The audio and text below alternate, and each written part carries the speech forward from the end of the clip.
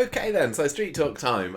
We've got 5 stories to talk about this week. Some of them merged a little bit. And as much as I would love to start off by gushing about Henry Newton's return in tonight's episode, we are going to have to begin with the Damon child story, which 100%, I've seen it on a balloon, Gemma, is true.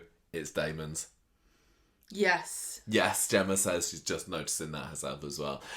Jenny's counting pennies is what I've called the Rover story. Not the best storyline. Not the last chance saloon. I know. She already said that. Well, no, I thought it was quite good. I didn't want to steal it from her. Last chance saloon is actually quite a good one. I also thought it could be Newton and Bradley, which sounds a little bit like Newton and Ridley. I'm getting a glare at that one. I wasn't glaring. No, that's not a glare. Sorry, I know what a glare. That was more of a quizzical look. Ena Sharples. No, don't call it that, lad. Jenny's counting pennies it is. Bernie's obsession. Oh, nice one. Yeah, you haven't heard that one before, have you? That's all right, I suppose. We have got the feeling stupid storyline, which we've had before, and Ryjacked, which is my Ryan being jacked up on his steroids. Like hijacked. Yeah, like hijacked, exactly that. We learnt some other words for jacked from this week's. No, it was last week's, wasn't it? What did he call it? Hench. He said hench. Didn't I say hench in the last podcast? I don't know. And then they said it. That was a whole 24 hours ago. Yeah, they said it in the podcast episodes, and I was like, another one that makes it seem like we saw the episode before we did. Did he call it like mashed or something? Mashed? I can't remember what word he used. See, I'm like Carla. These kids and their silly. He called it ripped, and Carla understood that. I don't understand it. Ryjacked, we're going to be talking about last. But before we get look, let's just make up our all of us old people make up our own slang. I thought he looked totally crumbled. Crumbled, nice. Absolutely crumbled with a tiny bit of custard. Lovely. I don't think either of us need an item of vocabulary for that particular physique at the moment. At least not when describing each other. Shut up, how dare you. Whenever I see a man with too many abs, I always say he looks like a little beetle. Because if you turn a beetle over, they've got these weird ridges. Gemma has always said since I've known her, beetle stomach. Yeah, beetle stomach. Who are you trying to impress? Other beetles? You're going to get all the ladybirds. My belly is more based on the beetle's shell in its in its convex state. You see there? Not a line down it. Too many abs. Is that like Lego Batman with his secret temple or whatever it is he's got. Before we get started on talking, there was something more important has come up that we need to mention first. New Argos idents. Starting on Wednesday. What do you think? Initial reactions. We should have done a street talk show about them. Argos has not sponsored this podcast. No, so we can say what we like. And they haven't sent us any cakes. So I'm going to say I don't like how they're inconsistent. What do you mean? I think they're inconsistent. 1 minute, this dinosaur, what's his name? Jonathan? No, I can't remember. He does say his name. Bradley? I've forgotten both of their names. Frank? Oh, Trevor. The dinosaur's called Trevor because it's not Roy.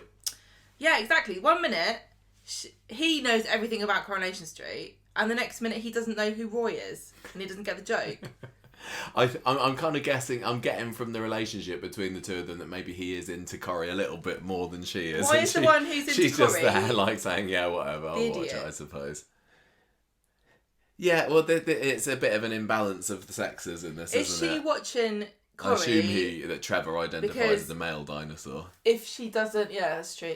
Is this a heteronormative relationship between a doll maybe and a just dinosaur? Friends. They could just be friends. They could be brother and sister.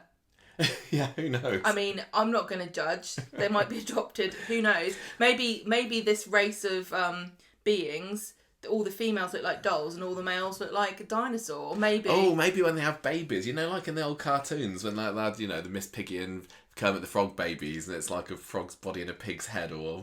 Yeah. Actually, no, that's not true at all. No, Kermit and Miss Piggy got a little... You know what I mean? That's the thing in cartoons. So, is it going to... Are their babies going to have doll bodies with Tyrannosaurus heads on top, or the other way around? I don't know what's worse. Normally, in cartoons, when they have children, all the female children look exactly like the mother, and all the male children look exactly like the man. No, that is sometimes what happens. I'm going to say sometimes. Does he only have a relationship with his... What's the doll called? I can't remember, but Sandra? she is named in it. Is she only around because his arms are too short to touch the remote? Yeah, that's her job. Turn the telly on. I don't I don't find them consistent. I think honestly it feels like they were there for a morning and they came up with all these ideas at once. I think that they didn't workshop this at all. I think that they are in actual Argos adverts because I noticed a few weeks ago. Are I they? think that they've changed their Argos adverts from the ones to include like toys to life, which is basically what this is. Are they? They're not going to sell these dolls though, because this. I'd buy a Trevor. The Trevor's Just give me a link, Argos. But the female doll, she just looks She's most generic. Quite generic, yeah.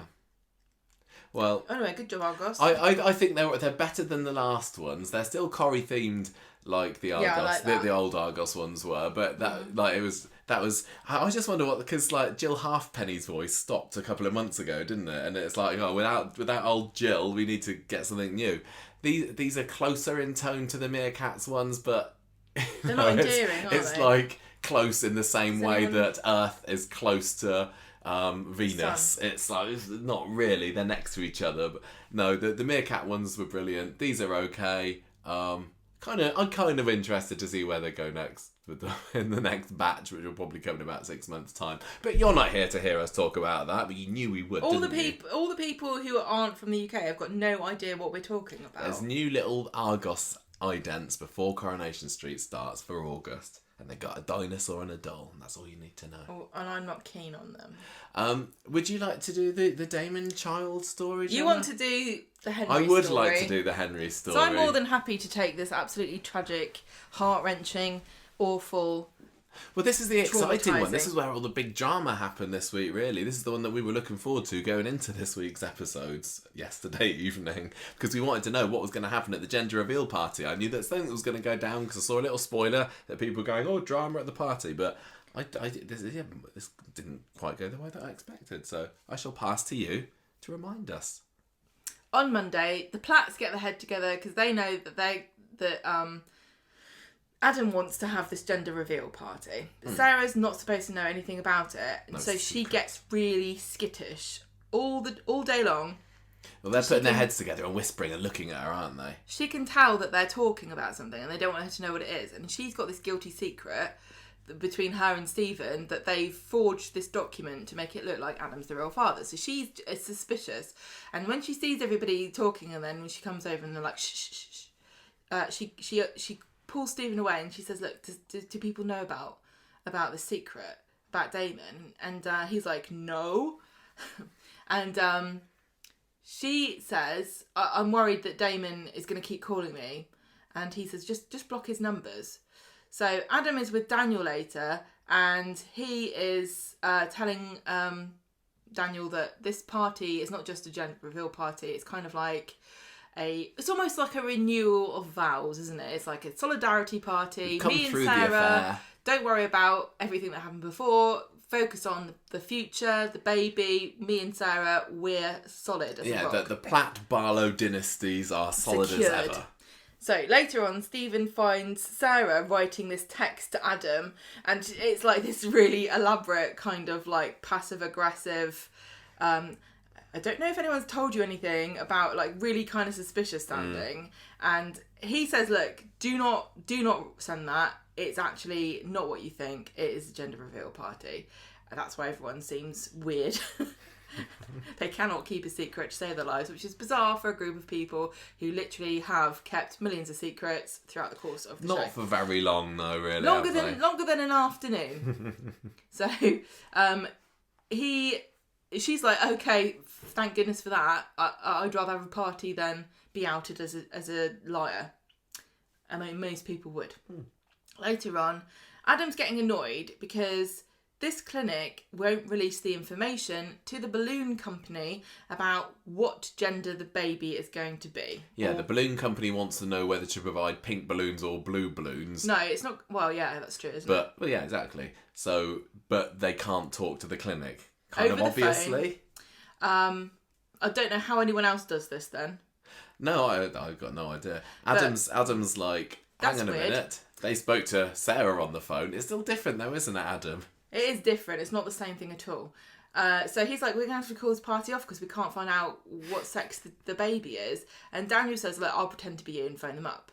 Adam goes to see Sarah, and he invites her to the bistro for dinner, and she's like, "Oh, dinner? That sounds really nice." And but she obviously knows that this is the gender reveal party, and when he leaves, she gets a phone call from an unknown number, which she answers, because she's a business lady and she's always getting calls like, I need your pants now, etc. It's actually Damon, who also needs her pants on the floor of his bedroom floor. And she says, Damon, don't call me anymore, I'm not interested. I loved how surprised she was that it was him. He's literally been haranguing her with phone calls for the past few days, and it's like, right, I've blocked him. Oh, there's a number here that's unknown. Who could it be? What? It's you. So anyway, Daniel tells Adam, I can't get them to tell me what the baby is. And Adam says, all right, I'll phone him myself then. Just don't tell Sarah. Is it a doll's body with a dinosaur on the top, or is it a dinosaur with a doll's head on the top? I need to know. I've got to know for the balloon. So Adam says, I'll just do it then, but don't tell Sarah, because then she'll know that I know the sex of the child. Now here he is a hypocrite. Why? Lying to his wife, and then he moans when she lies to him. Both lying to each other. I say call it quits. Different and start scale again. Of lies. Do you reckon? So Damon calls Sarah again, and she again says, I shan't talk to you any longer, please don't call me anymore, and blocks his number again. I can't remember what he said there. I'm not sure whether I heard him the first time. Possibly something important. But he's not come back this week yet. I hope you don't have a child with me, because hangs up the phone. I don't know. Sorry. The Barlows gather at the bistro. Adam arrives and he looks very shifty, and he says something, it's very difficult. Talks about trust. Suspicious. Yeah, we didn't know what was going to happen at all here, but even from here, he's like, I think he knows. I think you said at this point he's got a balloon with Damon written on it. Oh, yeah, or I Damon's did, didn't face. I? You said yeah, he was at that Damon's point, face. I thought it was going to be Damon's face on it. Which would have been really funny, but I guess, to be honest, that would have been suspicious, because why would Adam have access to a high-res photograph of Damon's face and a high-quality colour printer? Website. Can you imagine him, like, how in his white hot fury, sitting there at the laptop googling Damon Hayes, finding like the local paper printing about this drug lord being convicted, just waiting for it to print out with his arms folded, and then carefully cutting around all his hair. He probably just did, like went on the Weatherfield Recorder archive. Was like, here's one of some guy who was caught up in the Freshco siege 20 years ago. He looks a bit like Damon. Put that on there. I remember he was in the bill. I'll just find a photo of him when he was in that. So anyway, he just writes on it, doesn't he? But that's a spoiler for later. So at the bistro, Adam and Sarah arrive. She's like, oh, what's happening? Everyone jumps out. Oh, I thought we were having a nice dinner. But and then she asks to say a few words. And she's obviously been thinking about this, because I'm very grateful. Thanks for your support. Thanks to Adam for supporting me. I'm so sorry about all the trouble I've caused.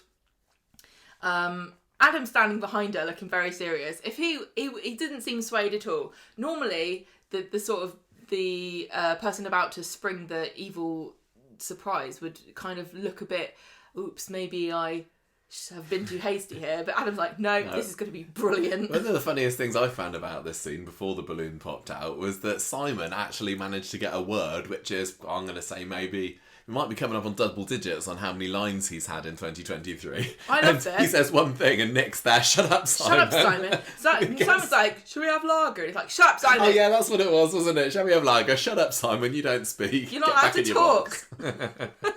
So consider yourself lucky you were even invited to this thing. So Adam's looking very serious, and when she's finished her lovely speech, which I think was a nice speech, Adam tells her that she should be the one to open the box and release the balloon. That is a bit suspicious, isn't it? I would assume, I've never been to a gender reveal party or a baby shower or anything like that, really, but I would assume that in most places the mum and the dad pull the ribbon together, or, however you're going to do it. But Sarah's like, oh yeah, this is all about me. Well, she is the one carrying the child. It's still... Although, to be honest, Adam, it would have been Adam's sperm that selected the sex, so... Is that how it works? Do you not know this? No, you tell me later. I'll tell you how babies are made after we finish the show. Yes, it is the woman. All the eggs in a lady are X chromosomes, and the man provides the sperm that fertilises the egg, and the sperm have X and Y. Oh, we don't have to do that bit in sex education at school, so thanks. You're welcome. I had to tell my nan that as well, because I thought for many years it was her fault that she didn't have enough boys, and I told her it wasn't her, it was Grandad. And she was actually quite relieved. Anyway. Right, okay. Speaking of big white things with tails popping out of things. It's a balloon. That's right, and it's not an X or a Y, it's Damon's. Yeah, it's Damon's written on it in very spidery, furious Sharpie. But he did take time to get both the apostrophes in the right place, so thank you very much, Adam. Exactly. And Sarah's like, oh my God, it's Damon. He's done this to make it look like it's his baby. By balloon. And Adam says, no, it was me. Here's the letter. This is fake. Pulls it out of his jacket pocket with a flourish, doesn't he? Fake like you. Fake like her. And then he says, goodbye. And she follows him and Stephen follows her, saying, oh no, oh dear. This is quite interesting because we never really got any... none of the Platts have had a conversation with Stephen, what the hell were you doing? How did you know about this? Well, no, Stephen kind of dropped out of this story after this, didn't he? He goes chasing along after Adam with Sarah in the street. But, yeah, we don't really see too much of Stephen in this story, if I remember rightly. And I was all quite excited last week about how Stephen was getting involved in it. But really, he was just the vehicle by which the forged paperwork came into being, which was good. All of the stuff that we were saying last episode about, he's setting her up, he's got blackmail material on her now. Nothing. This is all completely backfired on him because she's not going to thank him now for this. She's going to blame him because he did this without really consulting her. Although at the moment she doesn't seem to be in that kind of mood. No, but she's more dealing with the fallout. Is not the advantage that he thought this might be, if that is indeed why he did this in the first place, which is just a theory that I had. So anyway, Adam says to Sarah that he had to go to this clinic. These clinic people are like, we never tell anyone anything over the phone. In fact, I don't even know I'm talking to you. Hang up. He had to go to the clinic, and he got the real letter. And Stephen's standing a bit behind them, and he's like, it was me, I did it, I forged the letter, I'm pretty sorry. Good, eh? Yeah, you didn't know, sucker, bye. Adam's like, I don't care who did it, I just want you to all leave me alone. So Sarah goes Adam runs off to number 1, to his granddad's house, Ken, and Sarah goes and knocks on the door, but Tracy answers it, which was great. And she's like, get lost, slag. And Ken's like, Tracy, stop being mean. And then he comes to the door and he's like, get lost, slag. And he basically is very like, I'm so disappointed in you. Adam deserves better than you. Well, he closes ranks in the Barlows, doesn't he? As well he should on tonight's episode and Fridays. Listen, Sarah, the last woman who told me she was a cheater got slammed against this door, so you better watch yourself. Have I ever told you about that time that I slammed? And Cobra, I didn't know it was going to happen. Oh, ad-lib, darling. Oh, that was quite the story. Anyway, so get lost, let him grieve for the future that he believed in. Closes the door, and then Tracy pops out the window, old Kate Ford climbing a ladder there, and says, someone clear the trash off the doorstep, please. That was great. That was completely unnecessary, but I loved that was the end point of that scene. That was brilliant. It was a bit like in the Muppets when, say, Kermit would sort of say something reasonable out the door, and then Miss Piggy would open the window and go, yeah, that's right. What if she said something more witty than that? Anyway, David finds Sarah sulking in the factory. This was a nice scene. And he says, Max wasn't related to me by genes, but... I don't think he is either still.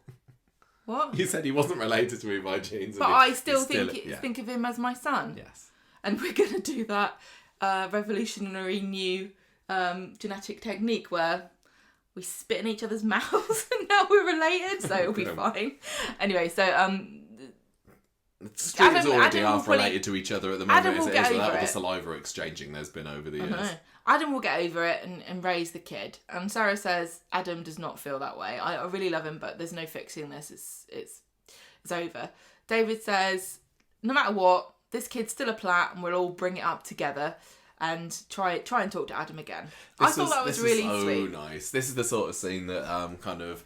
Well, we said before, it's the character moments. It's this is family. They didn't need this particularly, but it was something nice that solidified. Well, it reminded us that they've got a lot of history. They're brother and sister. They love each other. David may well take the mick out of her all the time, but he does also look out for her. Yeah. Very, very nice. Well done. Daniel finds Adam in the pub where he's all maudlin. And Adam tells Daniel, it's over between me and Sarah. I'm going to leave her. And Daniel says, I think, think about Harry. Think about Harry. Sarah returns home and Adam's there. And she's like, she tries to grovel and says it could still be great. We could still have a great family. And he's not interested. He wants to know where his headphones are. This is the conversation we have in our house all the time. Yeah, where's my headphones? I'm like, we could be a great family if you don't listen to your headphones all the time. He's just, he's not interested. He puts all of his worldly possessions in a couple of small bags. He's got a pot plant in a box, and he tells Sarah on his way out, it's lie after lie after lie with her, and the lie was about his baby. And he says, I'm sorry, we're done. Say bye to Harry for me. And he leaves. She's crying. So sad. On Wednesday, Adam has slept the night on Peter and Carla's sofa, and Peter says, like, can you not do that again? I don't want you here because... He just says it's a bit crowded with him and Ryan and Carla. Excuse me, Peter, I don't know who you think you are, the King of England. There's plenty of space in your house for at least 5 more family members. Meanwhile, Sarah is with Gail and Audrey, and Gail's telling her that Adam has been horrible, but she's also been a bit, bit naughty herself. And Audrey says, just give Adam time to calm down. And Sarah says, I need to do something to save my marriage. I don't want to end up like you, looking at Gail. And Gail's like, look, some of them just died. And most of them died, to be fair, on Gail. It wasn't her fault. Not necessarily her fault that Brian got stabbed and Joe got hit on the head with a boom and Richard Hillman got drowned in a canal and Michael Rodwell collapsed in front of Pat Phelan and so on. It wasn't because she was a cheating slattern like you, Sarah. No, it's just a series of unfortunate murders and things. I mean, she did do a little bit of cheating when she was going out with Brian. There was one cheating incident, but it didn't lead to anyone dying. Yeah, and it was Martin that was cheating in the other relationship. Yeah, Martin's fault. And now the family's called Platt. When a man does it, apparently it's okay. Adam tells Dee Dee about what happened yesterday, and he needs somewhere to sleep, so she offers him her spare room. We don't actually see any of them being roomies. Hopefully we'll get some of that. No. Do you think they share toothbrushes? Well, I can see a bit of a chalk and cheese situation going on here. Yeah, that could. I don't know. We don't often see Adam in the comedic scenes, do we? But I can see Aggie Dee Dee picking up some of Aggie's cooking skills and trying to make something quite outrageous with haggis to try to make him feel better. That would be quite fun. So Sarah comes in to the office to talk reason to Adam, but then she kind of immediately says, look, you're also a bit of a cheat. You've strayed. You're having a go at me, but you're also just as bad. And then he says... She was completely out of order here. Like, she brings up the fact that he copped off with some bird last year, but that was when they were split up. She was like saying, he has been relatively faithful, hasn't he? He's certainly not... As far as Coronation Street is concerned. Oh, yeah, exactly. On that scale of things. He's not been going off having love triangle stories or secret affair storylines or anything. He's been, all this time, faithful to her. That's what he was saying to her last year during the Lydia story, and she somehow thought that she could bring it up as if this would be some kind of, trump card that would make her win the argument that she didn't even go around there to have. She wasn't really prepared for that, was she? Well, yeah. So she should have been prepared her debate topics. Yeah, and he's like, yeah, you dropped your knickers for the local scally and you're trying to put this on me. And then Sarah's like, ow! Emotional pain. Also... physical pain. Yes. And he doesn't believe her. No, she starts creasing up and it's like, it's going to be one of those Corrie pregnancies, is it? So he's like, I don't believe you. So she goes out And then we get the break, and the next time we see Sarah, she is bent over in pain outside of the cab office, and Maria's like, what's happening? And Sarah says, I'm going to the hospital. I don't know what's happening, but I think I need to get checked out. So Maria bumps into Adam and tells him, and he's like, oh, it's a bit more serious than I thought.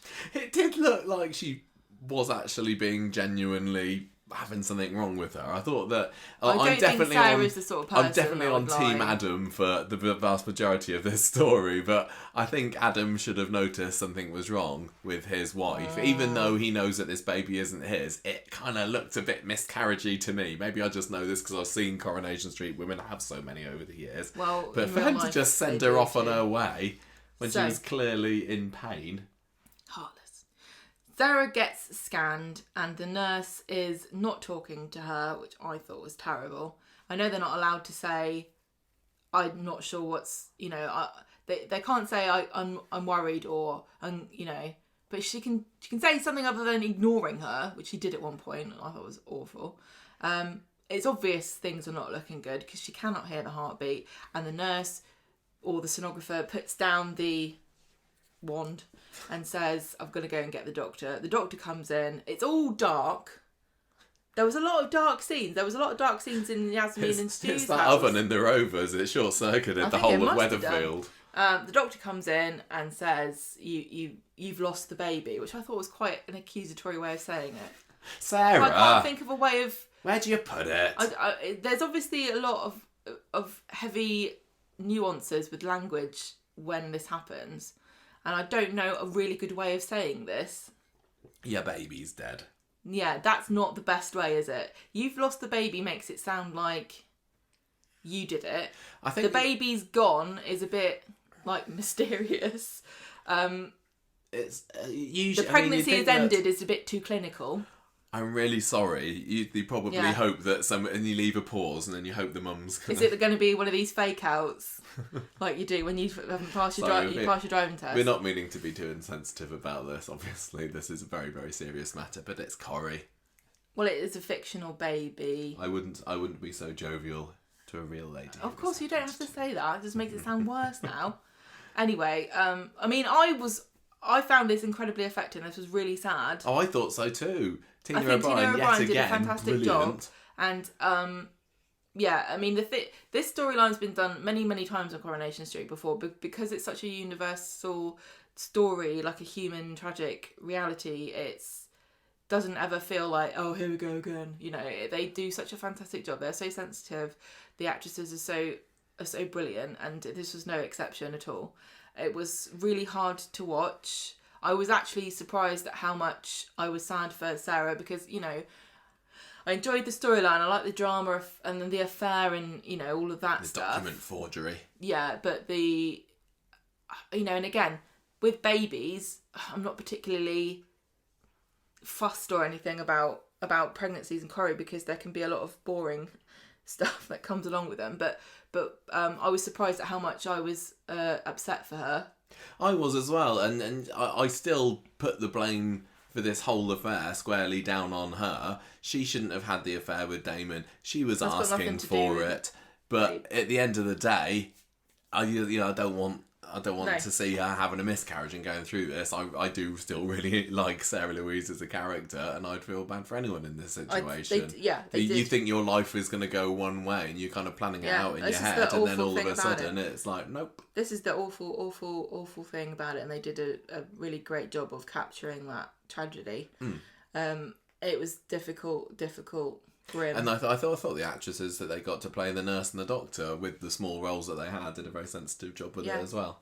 So Sarah's obviously devastated, and this was also really grim and a sad reality of medicine and the way that women interact with the medical profession. People can be as nice as they and supportive as they like, but biology is harsh on women. And this is an incredibly upsetting. I don't know that we've ever really seen. I mean, I think I can't remember, but this felt like a new kind of more close look at what actually happened. I thought exactly the same thing, because miscarriages are, you know, almost an annual thing on Coronation Street at the moment, it feels like. But the way that the nurse was having to explain to her, look, you can go home, was a lot of nature take its nitty-gritty. course, you can take these pills past Normally- it here and everything, and I was like, this is, I didn't really know about this. This is, yeah, kind of, Yeah, this really is quite something raw. that this is, yeah. So she gets told, you know, and this is going to be triggering to some of our listeners as well, because many people are listening have gone through this, or I know somebody who has. So I'm sorry if this is upsetting people. This is what, you know, this is what she was told. You can wait for it the pregnancy to pass, she's told, or you can do it here. And Sarah's just devastated, and I think a lot of women who were watching this can feel almost in her shoes, where you're being asked to be so brave about something that's horrific and beyond comprehension. And the fact that she was on her own as well. She's on her own. She's saying, I don't want to go, I can't do it at home. The baby's not my husband's. My husband's leaving me. I don't have anybody. You know, is this my fault? And the nurse says, you know, pregnancies... we don't. Actually, I liked it how the nurse said, "Oh, we don't judge," because Sarah was worried that she was confessing these sins to the nurse and thought the nurse would be looking down her nose at her. But well, the nurse says that pregnancies end for all kinds of reasons, and sometimes stress can trigger it. But it's likely that this would never have been a viable pregnancy, and I don't know whether that makes it better or worse. Sarah's weeping. And she talks about Billy, because the nurse knows from her notes that she's already lost a baby. No. But Billy was born. Yeah, it's still a baby that she lost. Oh yeah. Sorry, yeah. And also the notes talked about her psychosis that she went through when she was pregnant with Harry as well. So she's saying, you know, my mental health, I don't think I can go home and have this happen. Yeah. So Adam arrives at the hospital and he finds Sarah. She tells him about the miscarriage and she says, these are my options. I cannot bring myself to do what they're asking me to do, which I don't know how anybody can. Some people, I think everybody reacts differently, but the idea that your baby dies and then you go home and... I know, it's awful. Yes, it is awful. Like I say, it's nothing that I particularly have had to think about, but... No, I it makes me very cross. I'm sorry, it makes me very cross that women, it's so unfair that women bear this burden to create life. It's just awful. And you know, I feel quite strongly about how medicine is not particularly advanced when it comes to women's... You can look all this up if you think I'm talking crap. I know that they do work really hard and there's a lot of good people who look after women, but there is so much more that could be done.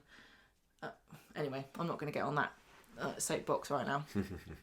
So she tells him that she's going to be operated on with a local anaesthetic. They're not even going to put her out. It's just she's going to have to be awake while they take the baby out of her, and then she can go home. It's just... And just in a few hours as well, she horrible, said, didn't she? It's sad and unimaginable.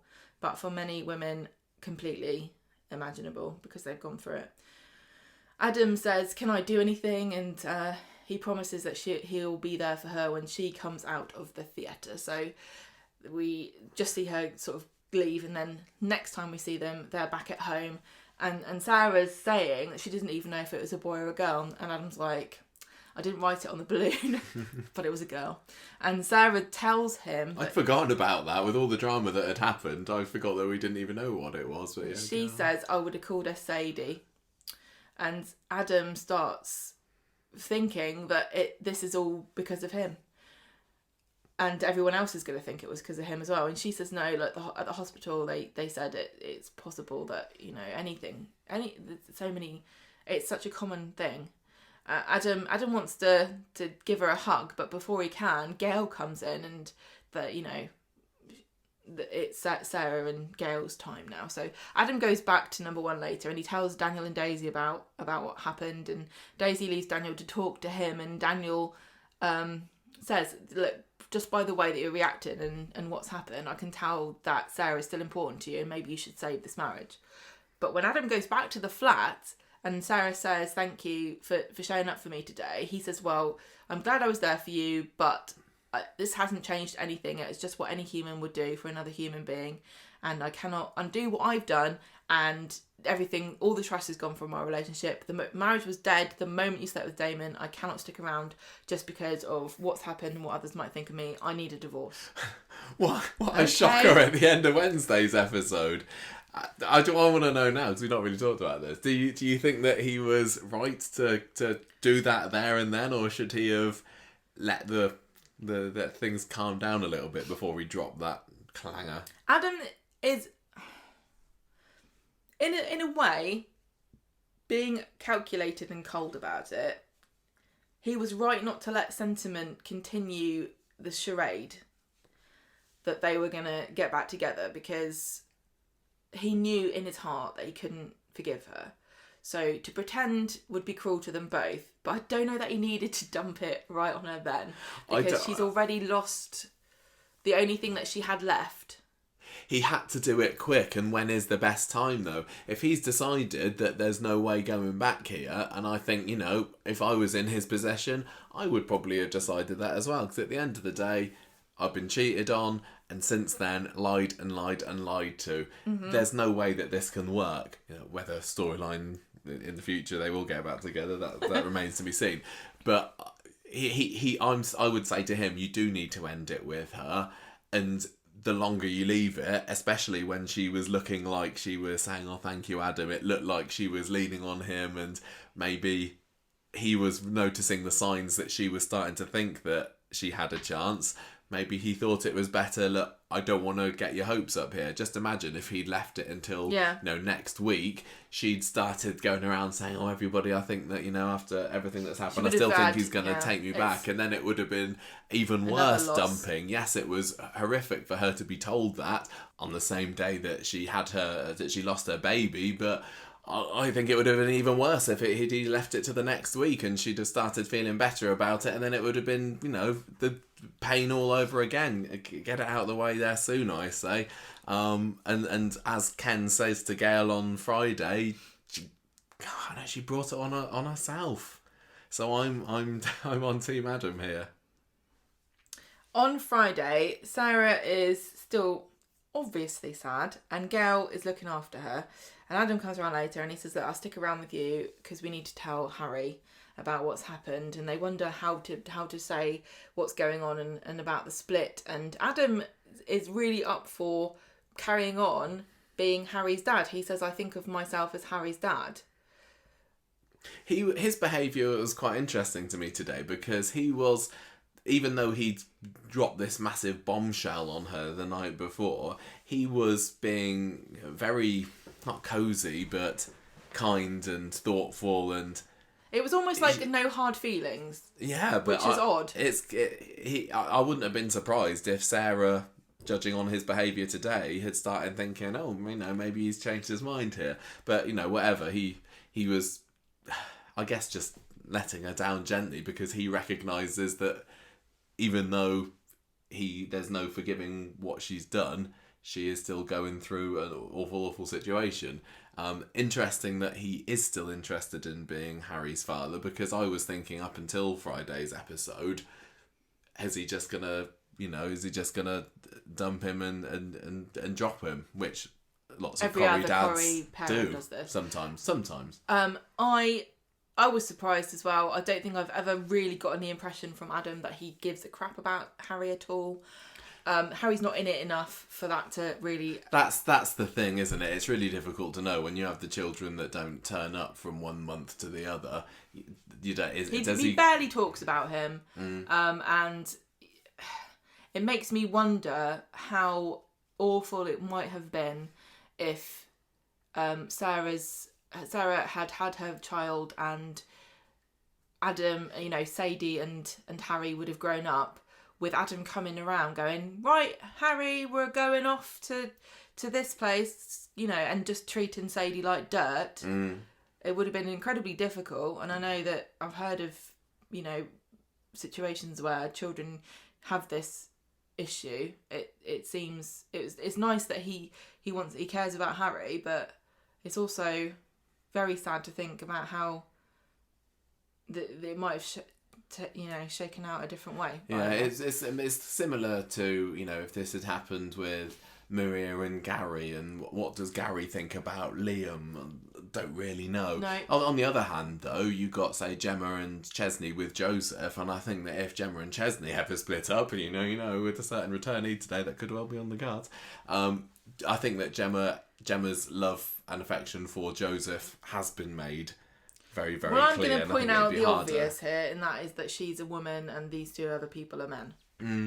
But there's also, you got, and it's not just how women are; it's also how they're portrayed in fiction. It's been shown. They've had it with Fizz and Tyrone as well, haven't they? And when they were going to be splitting quite up. Often though, that we'd spoken in the past about Fizz and Tyrone and how quite often it will come out, well, she's not my real daughter. They use that quite a lot. They do. They have used that against each other. But it's not unusual at all. And I would say that he's been part of Harry's life for the best part of 3-4 years now, and I would say that he does have every right to want to. Well, yeah, Sarah's happy with it, Adam's happy with it, presumably Harry is too. So, I think that he's being a very mature and good person in this episode. I thought. I don't know whether Adam has adopted Harry. I can't remember, because he talks to Sarah about some kind of legal thing that he wants drawn up about access, but I don't know. Yeah, I don't know what the legal status between the two of them is. I can't remember. It's probably out there. When Adam's gone later, Gail comes back and Sarah tells her that Adam wants a divorce, and Gail's just stunned. Like, why is he talking about this now? There's plenty of time to talk about that later. And Sarah says, well, I don't, all I care about now is Harry. Harry's life's been turned upside down. He's my priority. So Sarah and Adam, in another scene, sit Harry down on the sofa and tell him what's happened. And he's like, can I play with my Lego? Okay. And Sarah, I don't know what you expect. He talks about, is the baby still gone to heaven? It was, It's what you would expect. What you might a TV expect. show to have a kid say. Yeah. Sarah thanks Adam for helping her with it and promises that this divorce will be not going to get in your way. Yeah. So Gail and Ken have a showdown in the street. This is good. She gets him in a headlock. And she says, look, your grandson Adam is a right proper arsehole. And Ken says, well, your daughter is a strumpet. And word for word, exactly how I would have written the script. So she's like saying Adam's been really harsh and unkind, and Ken says, well, he's within his rights. Sarah's treated him dreadfully, and they sort of go and they both kind of like go off in a huff, and then Sarah talks to Gail about this argument with Ken, and she says, look, we should just get on with this divorce because I don't want any more slanging matches. I just want everything over and done with. I don't want to think about it anymore. We need to get divorced and separate, and that will be it. Because honestly, who would have ever thought the Platts and the Barlows could ever unite in peace? No, it was always going to fail. Sarah said that she doesn't want like a repeat of one of the Eileen and Gail fights rolling around in the cobbles, but tell you what, I'd pay to see that. Everyone does. I'd get an ITVX premium subscription if me too. If it was exclusive to that. Get some stunt doubles and get them rolling about in the street, in the gutters. So, how did you think, reflecting on how this has been this week, big changes, things are definitely in a very different place now than they were at the end of last Friday's episode. Is the miscarriage, and is it a good direction for the story, or would you have rather it had... Well, it feels very callous to talk about it in such a flippant way. Obviously, it's a difficult subject. Yeah, but are you... I know, but I'm just pointing out, let's be tactful. Yeah, I'll do my best. As exciting as the gender reveal balloon was, and I was like, it's all going to come out now, and I enjoyed the drama in the moment. Yeah. I am kind of left thinking I'd rather that this story had gone on with the whole pregnancy thing for a bit longer, because you know, it's all out in the open now. Everybody already knows about the affair, which they've known about that for weeks, but that could have been left bubbling away for longer. The whole thing about who's the daddy, I was expecting to be a very long-running story and go, you know, because usually the who's the daddy aren't they? They last a good 9 months at least. But this one is like, oh, it's over and done with already, and it feels like maybe there was a little bit more that they could have done with it. No, I like this. There was no breathing room here at all. This was really tightly done. I liked it. I thought, I'm like, again, a bit like with the Stephen storyline, I'm left thinking, what's next? Are Adam and Sarah actually going to get divorced? Is Damon going to come back to the street? We heard his voice this week. Yeah, which makes me think, well, they've not What's he going to do when he comes back? Is he going to try and rekindle a relationship with Sarah? Is she going to be grieving so badly that she's going to let him back into her life? I think thinking that, you know, they did have a genuine connection. They absolutely did. I mean, when the affair first started, we were saying, oh, God, she's clearly got a lot more chemistry with him than she does Adam. Is she going to say, the thing that was holding me back originally from pursuing a relationship with you is that I was in a relationship with Adam. Now I'm not. I'm free. The thing is, I've grown to accept and appreciate Sarah and Adam as a couple a lot more too. as part of this couple. They've done now such they've a split great... up, it's like, oh, that's a bit of a shame, really. Yeah, considering that, you know, for the first 2 odd were years jokes. of their marriage, it was like, oh, remember them? They got married. Oh yeah. It was literally a joke to us that they were married. Yeah. Because it was they were never They in had it. no It never got chemistry, mentioned. and I didn't care about them at No, all. but for this, it's like, oh, it's a bit of a shame, really. I would but I love- don't think that, as I say, I don't think that Adam should go crawling back to her. You feel so strongly about it. She has shown herself to be so unfaithful, and then just lie and lie and lie. And even if it was just the infidelity, Yeah. I don't think I could trust her because she's Sarah Lou. She just Lying comes second nature to her. She really does. And then she's like, oh, how to get myself in this position.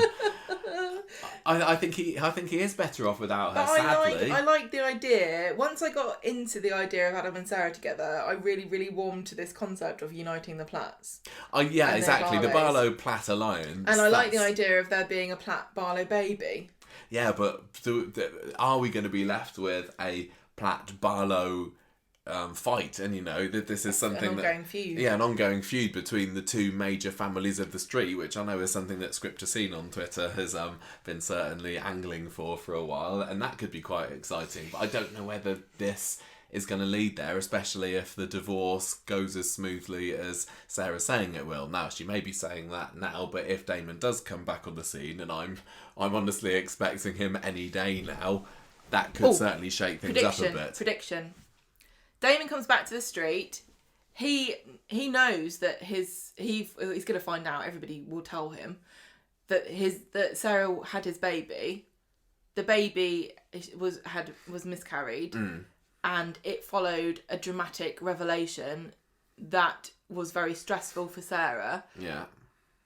The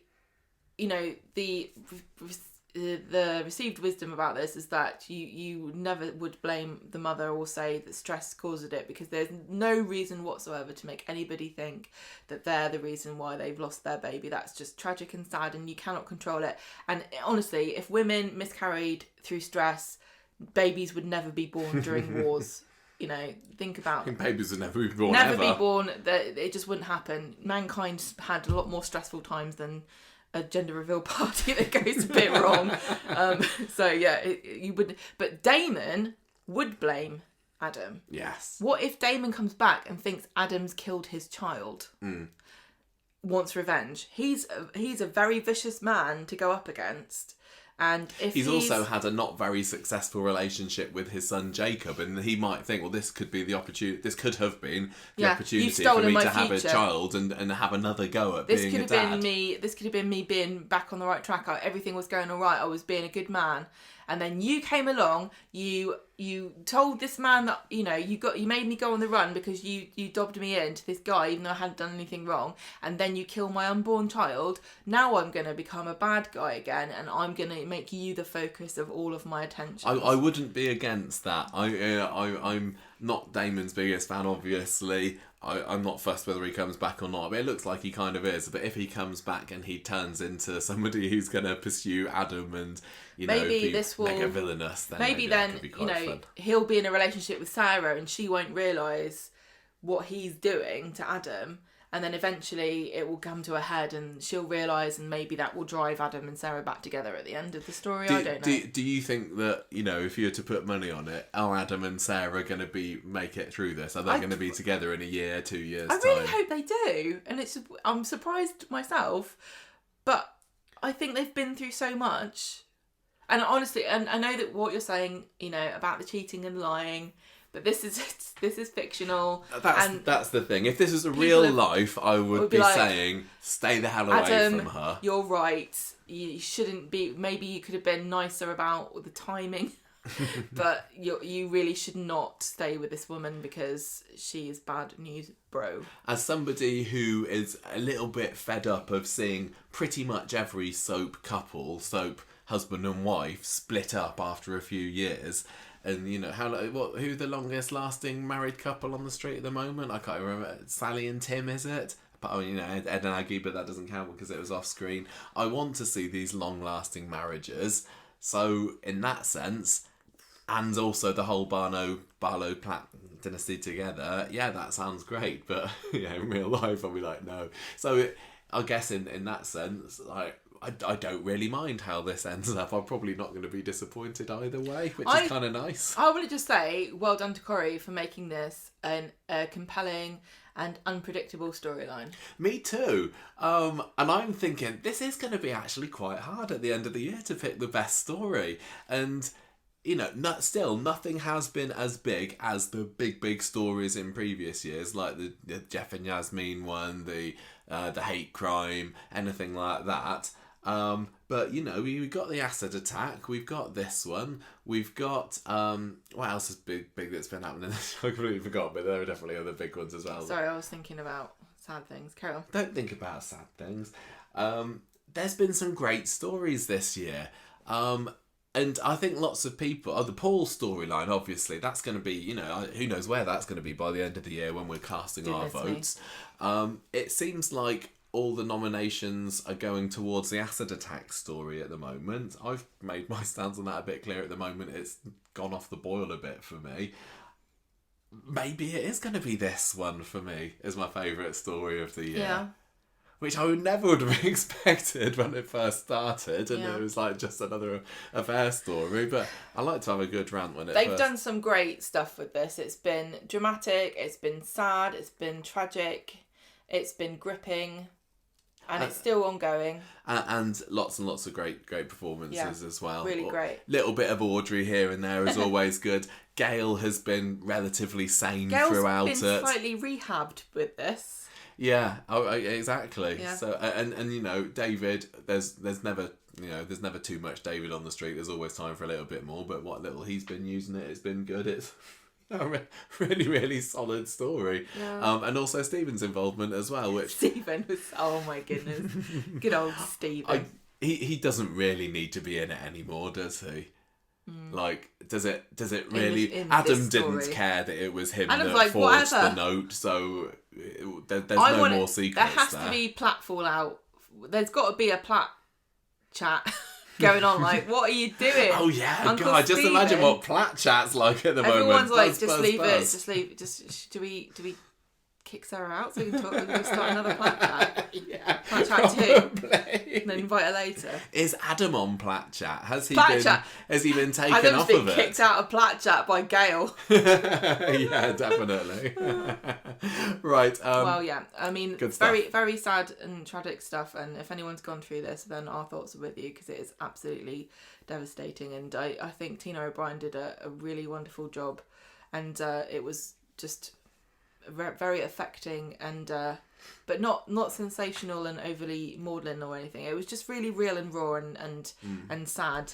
And I think I had been thinking, I wish it was strung out for a little bit longer, because the thing about secrets is I like characters that have secrets and keep them and keep them and keep them and keep them, but that never really happens, you know, like when they had Callum buried under the annex. I was like, oh, he's going to be under there for years, and only David and Sarah Louise and Bethany will know. But it feels like, apart from the whole Gary thing, which a few people still know about, secrets can't be kept for more than about 3 or 4 weeks on Coronation Street at the moment. So. Right, so anyway, let's move on. Jenny's counting pennies. Oh, it's an email again. I do apologise.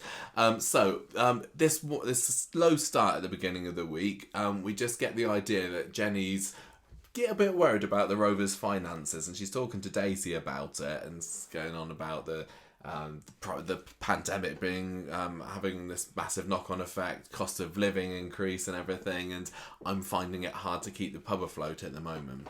Did you notice a couple of weeks ago, everybody, do you remember when Dev and Ardy went into the pub and Dev ordered a tap water for Ardy, and Jenny was like, oh, I can't keep the pub open on water or something, give him a lemonade. I can't remember what she said, but There was a little bit of a hint a couple of weeks ago that even then she was starting to worry about it. Well, if we're to believe the story, she's been worried about this for months. Yeah, but because of the way Coronation Street goes, as always, it feels like it suddenly sprung into, from nothing to we're on the edge of a cliff here. Hang on a minute. Nobody can say this story came out of nowhere, because literally all anyone's been able to talk about since the end of the pandemic is, and we've been flagged again on Spotify for saying that, is the fact that Rovers is dead.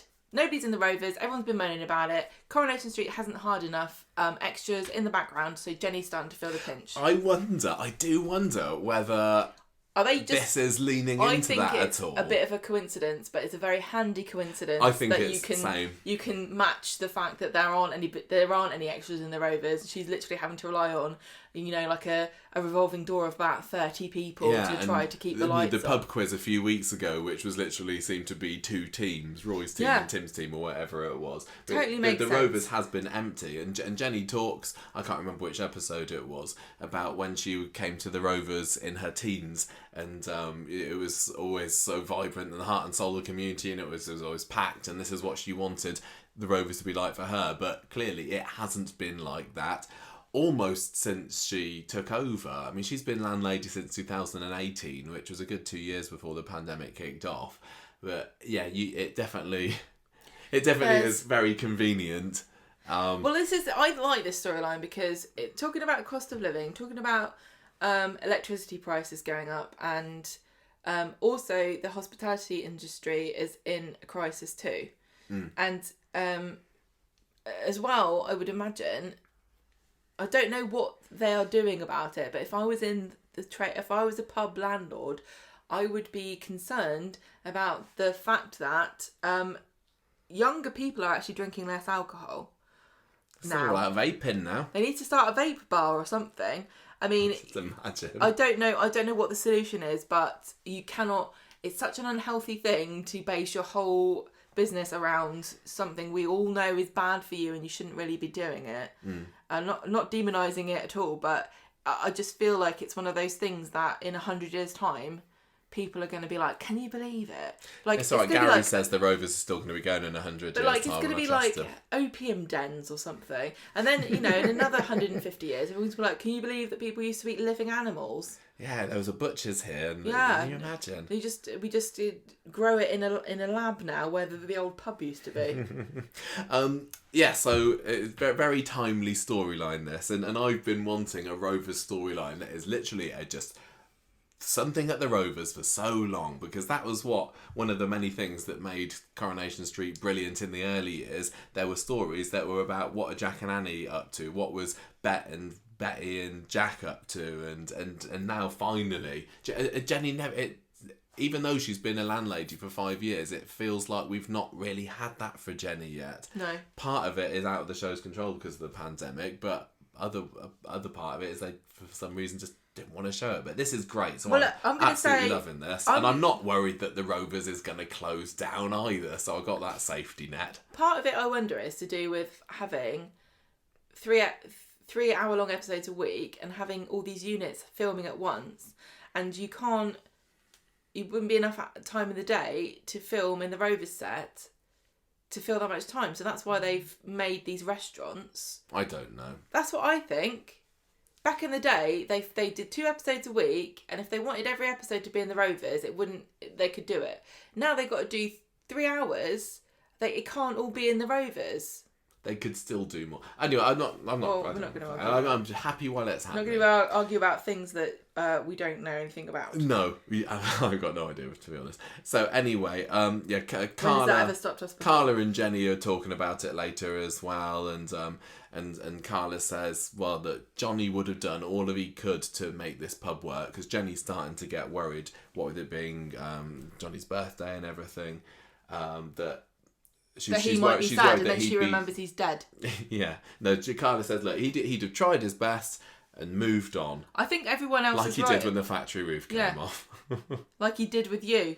Yeah. He was practical. So Jenny says, I don't know. I still don't know what to do here. Wednesday, she goes to the factory to see Owen to ask him for money advice. And this is Stephen coming in and saying, hey, I didn't realise this was such a cool place to hang out. I love. You're not helping, Stephen. Literally, everybody always goes to the factory for a little chinwag about something. This should be no surprise to him. But anyway, Owen's advice to Jenny is that maybe the brewery would like to buy the pub back again. And Jenny is like, no way, not interested in going down that route, thank you very much. And Owen says, fine, sell up then, let someone else have it. If it's not working, you don't be sentimental about this, it's just bricks and mortar. Give it the old heave-ho. It's not bricks and mortar, Owen. It's the heart of the show. There's a little bit of MDF in there as well. We've seen the set. You know how we complain about character assassinations? Yes. Nobody cares about Owen, but this really stabbed him in the back here, this episode. Yeah, he's been kind of fairly nice so far. And now he's just like, I'm an evil businessman, sell the pub. And it certainly ties into what his character might be. He's been a fairly blank slate, hasn't he? He's like, I want to buy into the the underworld. But he had no consideration for her emotional connection to this pub. He was being very cold and calculated, but he wasn't paying attention to her emotions. So she was completely right. Like, this isn't going to work because you're not picking up on the fact that I don't want to hear a business plan from you about this. I want sympathy and love. So a little bit of history here as well may well be in order, I don't know. Back when the show started, for the first 35 years of the show, Newton and Ridley did own the Rover's Return, and it was only in 1995 that they decided to sell it up. They wanted it to become a free house, and that's what made Bette Gilroy, as she was then, leave the show. Newton and Ridley were like saying, we're not having it anymore. You can buy it if you want to still keep it. If you want to stay Bette there. Couldn't drum up the cash. She couldn't get it from Vicky. Rita couldn't get it from her pal bag. Rita. So that's why Bette disappeared off to Brighton. So since 1995, the Rovers has been owned by the revolving door of landlords. Yeah. I don't understand how pubs work in this country, but that's my basic understanding of it anyway. So a free house is owned by the landlord and landlady. I guess so, or they might just, I don't know, or is there another owner and then the landlord, they appoint, because there's the difference between the landlord and the manager as well sometimes, isn't there? But it doesn't matter. Basically, Jenny has got no intention of it going back into the hands of Newton and Ridley, but it's not like it's not been under their care before. So it's not the end of the world that she seems to be thinking it is. No, well, that's what I thought. But she's proud. That's the thing. Yeah, she's proud that it's hers. But when she was in the show back in the 80s, Bette and Alec didn't own it. Right. So she has seen it operate very successfully. But she likes being the king of the castle. Oh yeah, cool, exactly. She's the queen bee, and she wouldn't be if she was under their thumb. She's got her pride, but I'm glad that she was talked down, because I'd much rather Newton and Ridley owned it again than her. I'm not being sure slung where out this on the story street. is gonna go. Let's go through it, and then okay. we'll see what we think. So Glenda, Jenny, and Daisy later are putting their heads together about, well, what are we going to do here? Jenny says, "Oh, this is when she talks about wanting it to be all bright Like and it was. lively and back in the 80s again, and Back when everyone could smoke wherever they wanted, yeah, that's what it putting was. out their cigarettes on babies' heads. And then Stephen comes in and says, "Hey, have you heard of shrinkflation?" I do business. I know these things. So he's suggesting that she starts shrinking portion sizes, and because you can't do it with the measures You of can't alcohol. do it with alcohol. You can do it It's with your illegal. orange juice, but that's only Peter it's going to affect then, isn't it? So we see that in action later on when Gary and Ed are tucking into their hot pots that Glenda brings over to them. She's like saying, "Here you go, it's lovely, tuck in, don't we know? Don't look at it." They're exactly the same as it's always been." And they're picking through it and saying, "Hang on a minute, this is all carrot, what's going on here?" And Glenda's like, no, Jenny's in the background, hoping, sort of, you could see in her face that she knows this isn't going to go down well. I think she kind of suspected that it wasn't going to work anyway.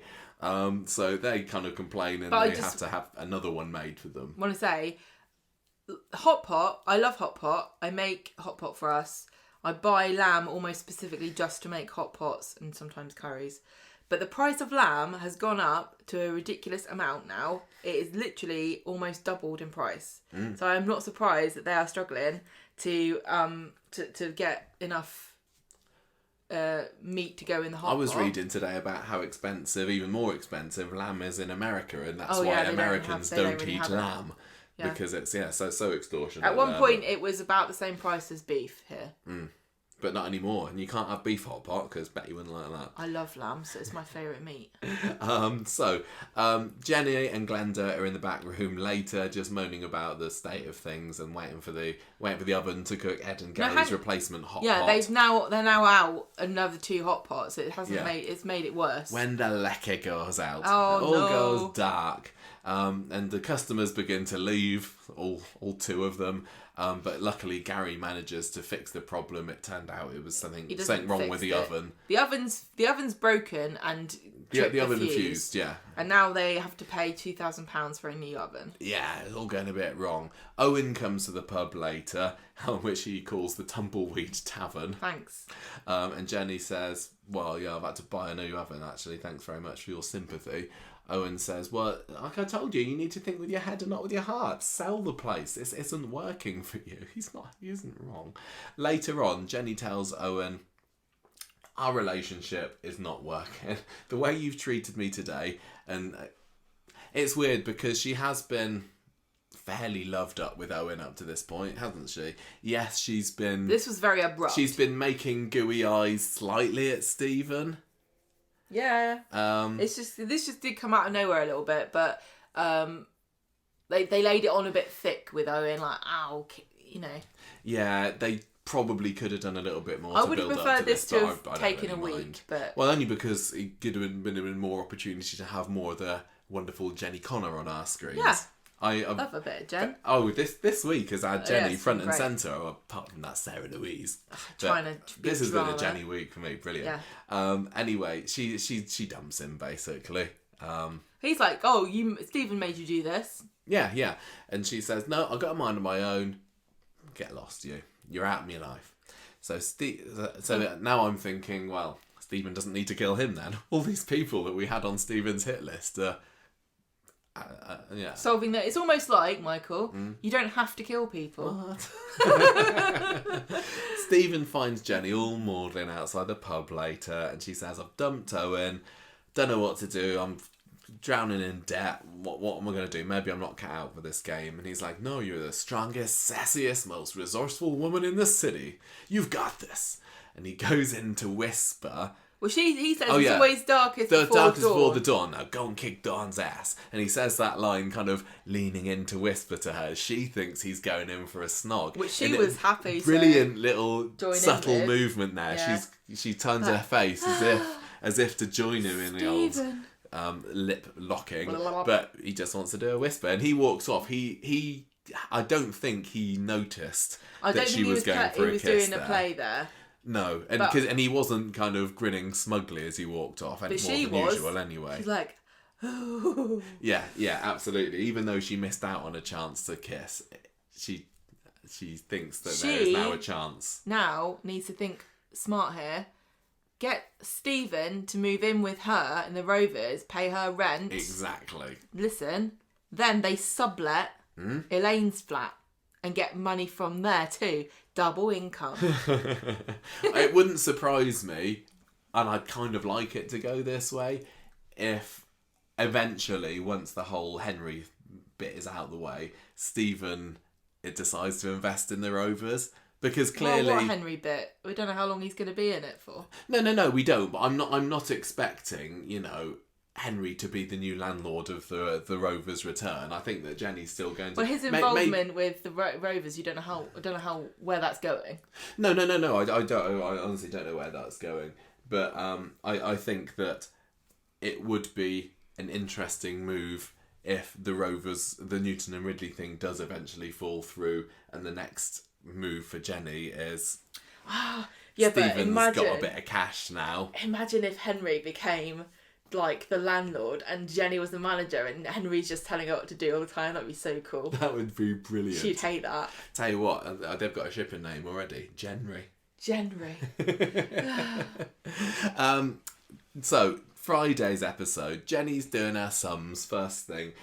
This was a bit of a stressful time for us, wasn't it, this evening when we were watching this, because we got into the living room just in time to switch Coronation Street on, and the flipping BT TV box decides to break down on us, and it was showing all channels but black on ITV. So we were going, no, we need to watch it. Henry's going to be back in tonight. We need to see his return live. Michael was really keen that we watched this live. Yeah, so I wanted to tweet out hooray live, and then so we had to get it loaded up on the laptop screen. But anyway, we missed this scene. I had to go back to it. Not that you care about that. But anyway, she's doing her sums, looking worried in the back room. She's like, I've got no choices. I'm going to have to put the prices up. Apparently, Stephen has put a tiger in her tank with his little pep talk yesterday. What is that? Is that Did you come? Was that on the show? That was on the show. Isn't that... I think that's like an old Esso slogan. Oh. I think it might be. Marketing. I'm going to say. Shouldn't encourage Esso because they were the ones that killed the planet. Were they?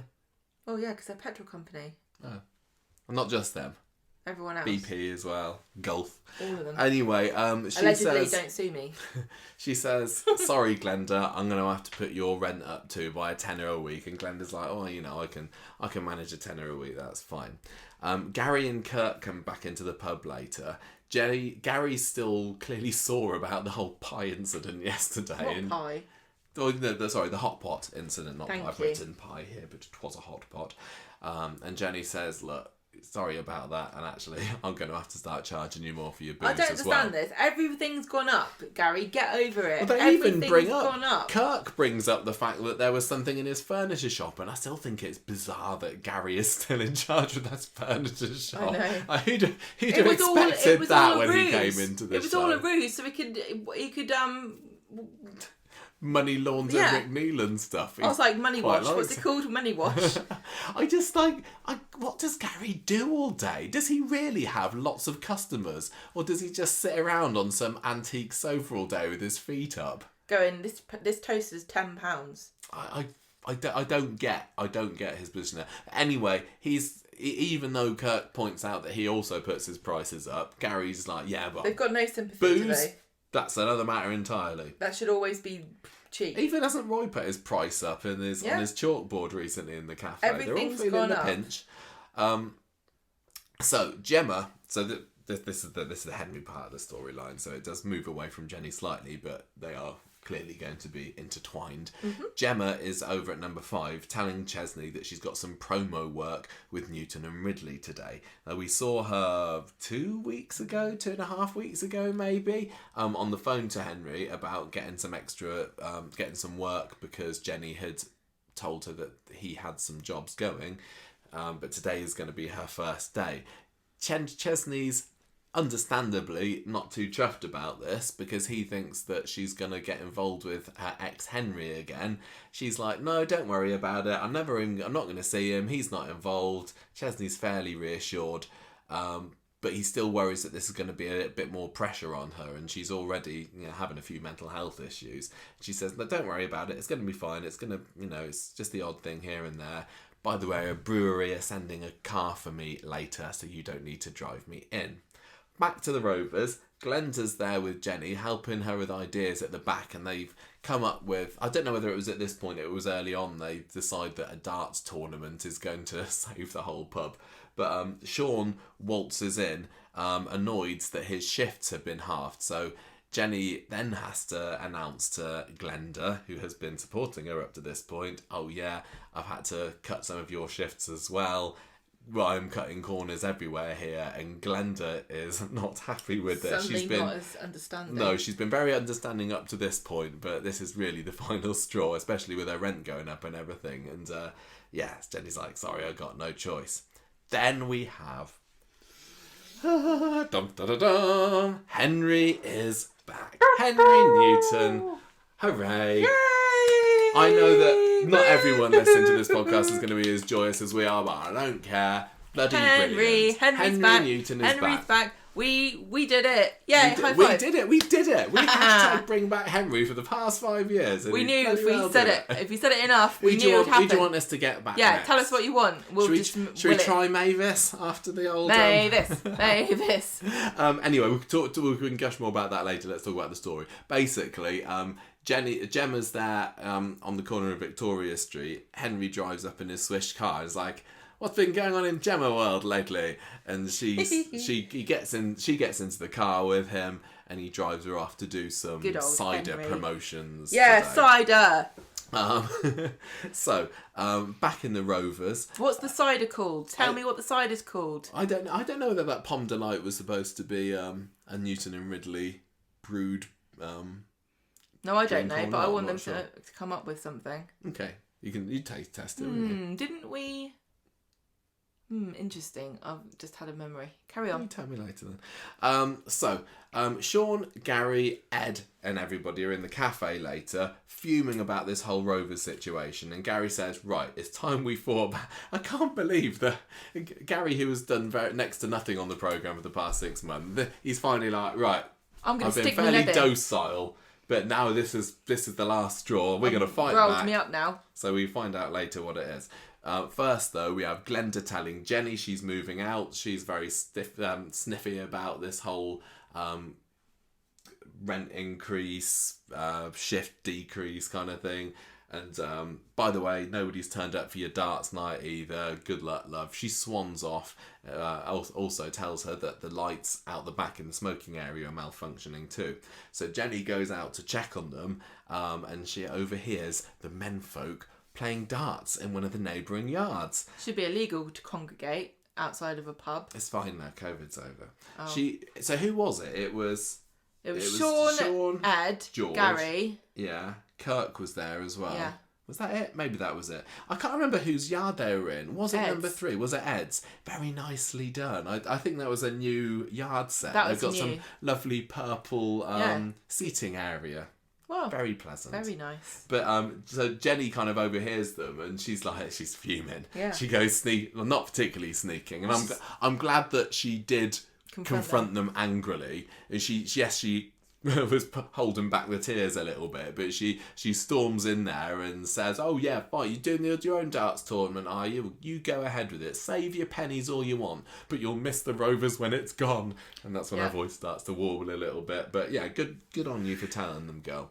So she goes back to the pub later, surveying her one and only customer that's sitting there at the moment. And if things weren't looking dire already, who's the one and only customer? But it's old Ches Miserables, isn't it?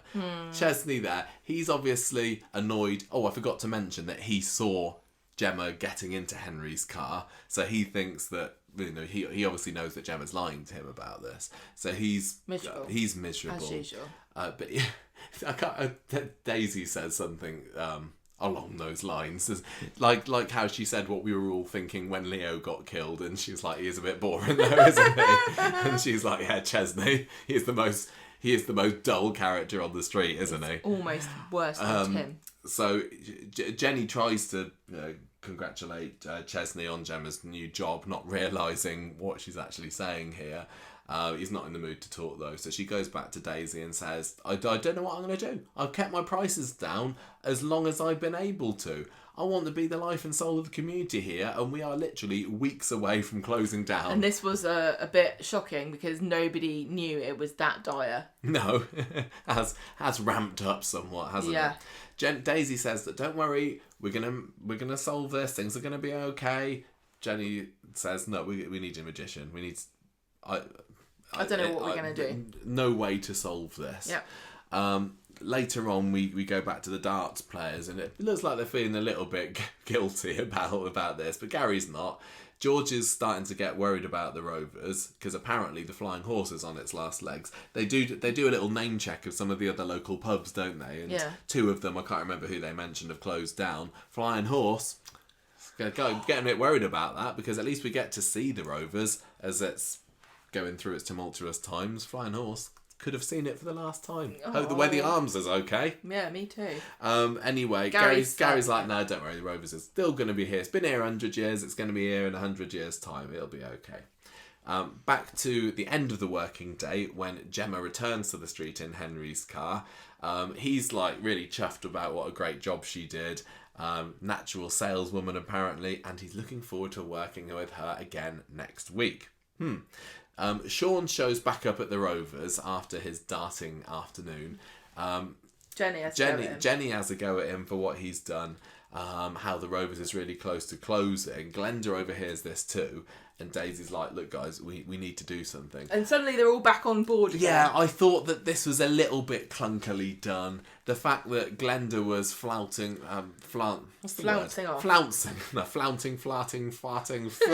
off earlier in the episode, and so was Sean. They're basically saying, we're not having anything to do with you anymore. We don't care. And as soon as they hear that the Rovers is close to closing, they're like, I'd like a job, right guys, please. let's get our heads together. I don't know whether it needed that. Well, okay. But anyway, it happened. They're back together again now. The team are there. putting their heads together. Yeah, Jenny's like, I could get a loan, but, that's only going to be plastering over the cracks. Daisy has a final solution. Why don't you sell to Newton and Ridley, just like Owen said? I was expecting at this point Jenny to say, yeah, right, maybe I do, but she still thinks it's a terrible idea and needs a little bit more persuasion from Daisy, who says, look, Johnny wouldn't have thought you'd failed. You've done your best, but if there's one more chance for another roll of the dice, maybe you should go for it. And Jenny's like, oh, okay, I'm going to phone up Philip Newton. So that's Henry's dad, and he's the big cheese at the brewery. I've got his mobile number. I'll just go and float the idea past him, see what he thinks. Comes back off the phone later, and he's not been too positive about it. And what did they say? Well, I don't know. They said he's only interested in. Oh yeah, I didn't get what it was. She said pubs a that word. aren't the Rovers. I don't know. She said something that was a technical term that I had not. They didn't explain. It's probably pubs that are doing well. I don't know. Jenny's not been clear to Philip that they're in dire straits at the moment. Well, yeah. But he has said he's going to come in and have a look round on Monday anyway. Presumably, hopefully, with Henry. Chesney, meanwhile, is asking Gemma how her day was. He knows exactly what she's been up to. And she's like, oh yeah, I had a great day. It was lovely. I made a nice change of pace to the usual washing and ironing and cooking and mopping up sick and everything. And Chesney's like, oh, sorry, I'm not more interesting. Oh, he's such an absolute turd. Now he's apologising for not being more interesting. No, he's such a turd. He's like, oh, sorry you don't find caring for my 5 children a thrilling engagement. Chesney, you wouldn't know because you're not even here. You didn't even know that they were using food banks. I think we did see him holding a washing basket at one point. He's mad because he's tidying while she's off to work for once. He's such an obnoxious little turd. He's trying to do a bit of fishing here for information about Henry. He's like, so did you see anybody that you knew there? But she's not biting, so he tells her outright, I saw you getting into this guy's car. What the hell? You said that you weren't having anything to do with him. He's your ex. How dare you? She says, we need money, Chesney, wherever it comes from. But I promise I promise, no more secrets. Won't see him again. That I'll never see Henry again. Back at the Rovers, we have the final scene of the episode where the brainstorm is still going on. They're trying to think, how are we going to get punters in on Monday? We need to show Philip that the Rovers is a viable option here, that is somewhere that he wants to buy. Glenda says, I'm going to put on a show, I'm going to belt out a few tunes. Daisy's going to do the promotion on her socials. Sean, I can't remember what they agreed that Sean would do, but they made a joke out of the fact that he's fairly useless. Jenny's hopeful. He said he was going to bring everyone at number 11. Oh yeah, he did. That was a really funny joke. Jenny's hopeful, but still not really confident. And the last line of the episode is, Monday night we're going to be pulling pints in the Last Chance Saloon. That was great. I love that. Great. What a great story. Really, really great story. I'm absolutely thrilled at this story. I mean, I'm not in the slightest bit worried that Jenny isn't going to be the landlady. Maybe I should be. It's going to happen one day that she's not the landlady, but I don't feel that this storyline is going to be it. So I'm enjoying the ride at the moment. I just thought it was really funny at the end where they were like, why don't we use our skills to try to get out of this problem? We could get Daisy to use her promotion. Like, oh my God, you guys, please don't tell me that this is a new idea. What are you doing? Well, they were talking a few weeks ago, weren't they, about Daisy was trying to get Daisy was trying to get Jenny to sign the Rovers up to social media accounts, and Jenny didn't want it. Well, now she's got to change the tune, yeah, hasn't she? You might not be in this situation, Jenny, if you'd signed up for an X account. Yeah, exactly. And you could be like, Monday special, Uber Doobers, 2 for 1. They could be back on the menu before you know it. So, the Henry Speaking stuff. of which... Oh my gosh. Hooray! Henry's back. Right, we've already, off microphone, talked about how thrilled and everything we are. So what you're hearing from us tonight is not anywhere close to our initial reactions to Henry being back. And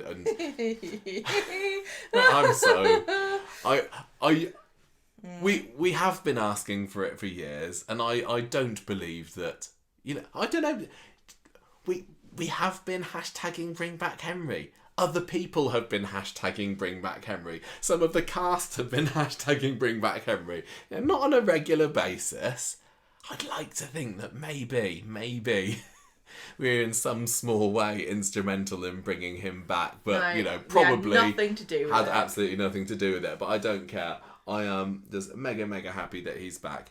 I even so much so that we made a little video that we put out on our socials tonight of Who's Henry Newton, a 60-second short about here's who he is and what he's been up to history. so far, which you can go and see for yourself. But basically, if you weren't around 5 years ago, Henry Newton is the son of Philip Newton, so he's the heir to the Newton and Ridley empire. He meets Gemma at a party in late 2017. They hit it off, but it turns out that Henry's actually stringing her along because he's involved in a bet to see who can stay in a relationship the longest with somebody that he finds unattractive. So he's definitely a nasty piece of work, isn't he, at first? Well, he kind of always is. The whole of his story, he's a bit of a cad and a scoundrel, but we just got a soft spot for him. He is so incredibly charismatic that even though he is a villain, I still don't think of him as being a villain. No, I know, I can't. And also, he ends up falling for Gemma. Yeah. She She is actually a lovely person. She's just a bit gross, and he finds this whole princess. What is it? The princess and the prince. What are you talking about? I don't know what I'm thinking of. It's chalk and cheese, isn't it? The chap and the charm. It's the prince and the pauper. Yeah. He's a fish out of water in the world of Coronation Street because he's a posho. He's grown up knowing nothing of this kind of life, and he actually quite appreciates it. So he falls in love with Gemma, but when she discovers about the bet, she dumps him.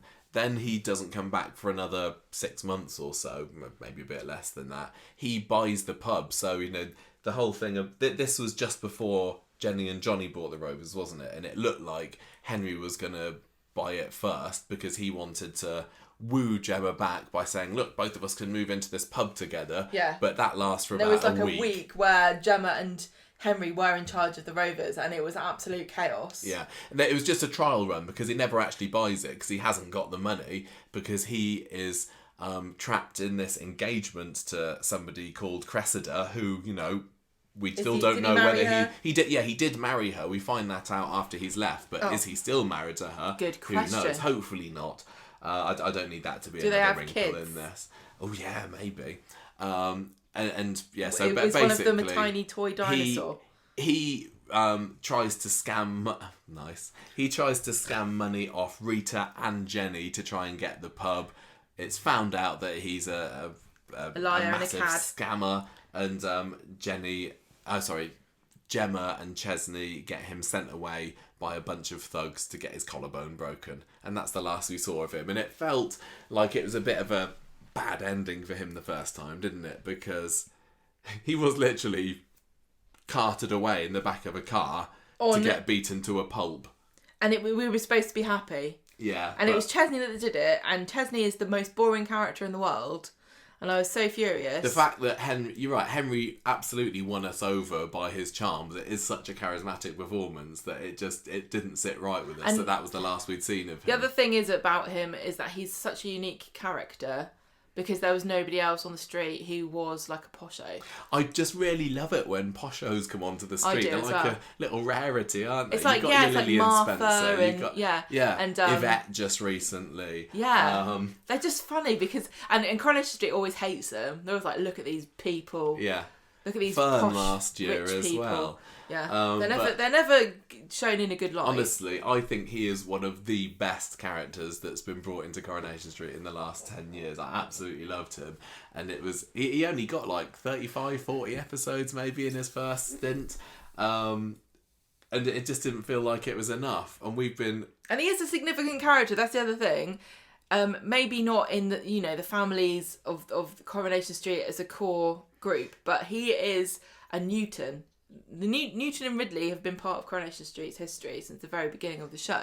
So there's always a chance that they could have brought him back, which is why we were so insistent. And as long as Gemma and he's got links to Jenny and Rita and Chesney and Gemma, and as long as there's a Rovers as well, there's always a chance that Henry could have come back, which is why we were like, bring Henry back.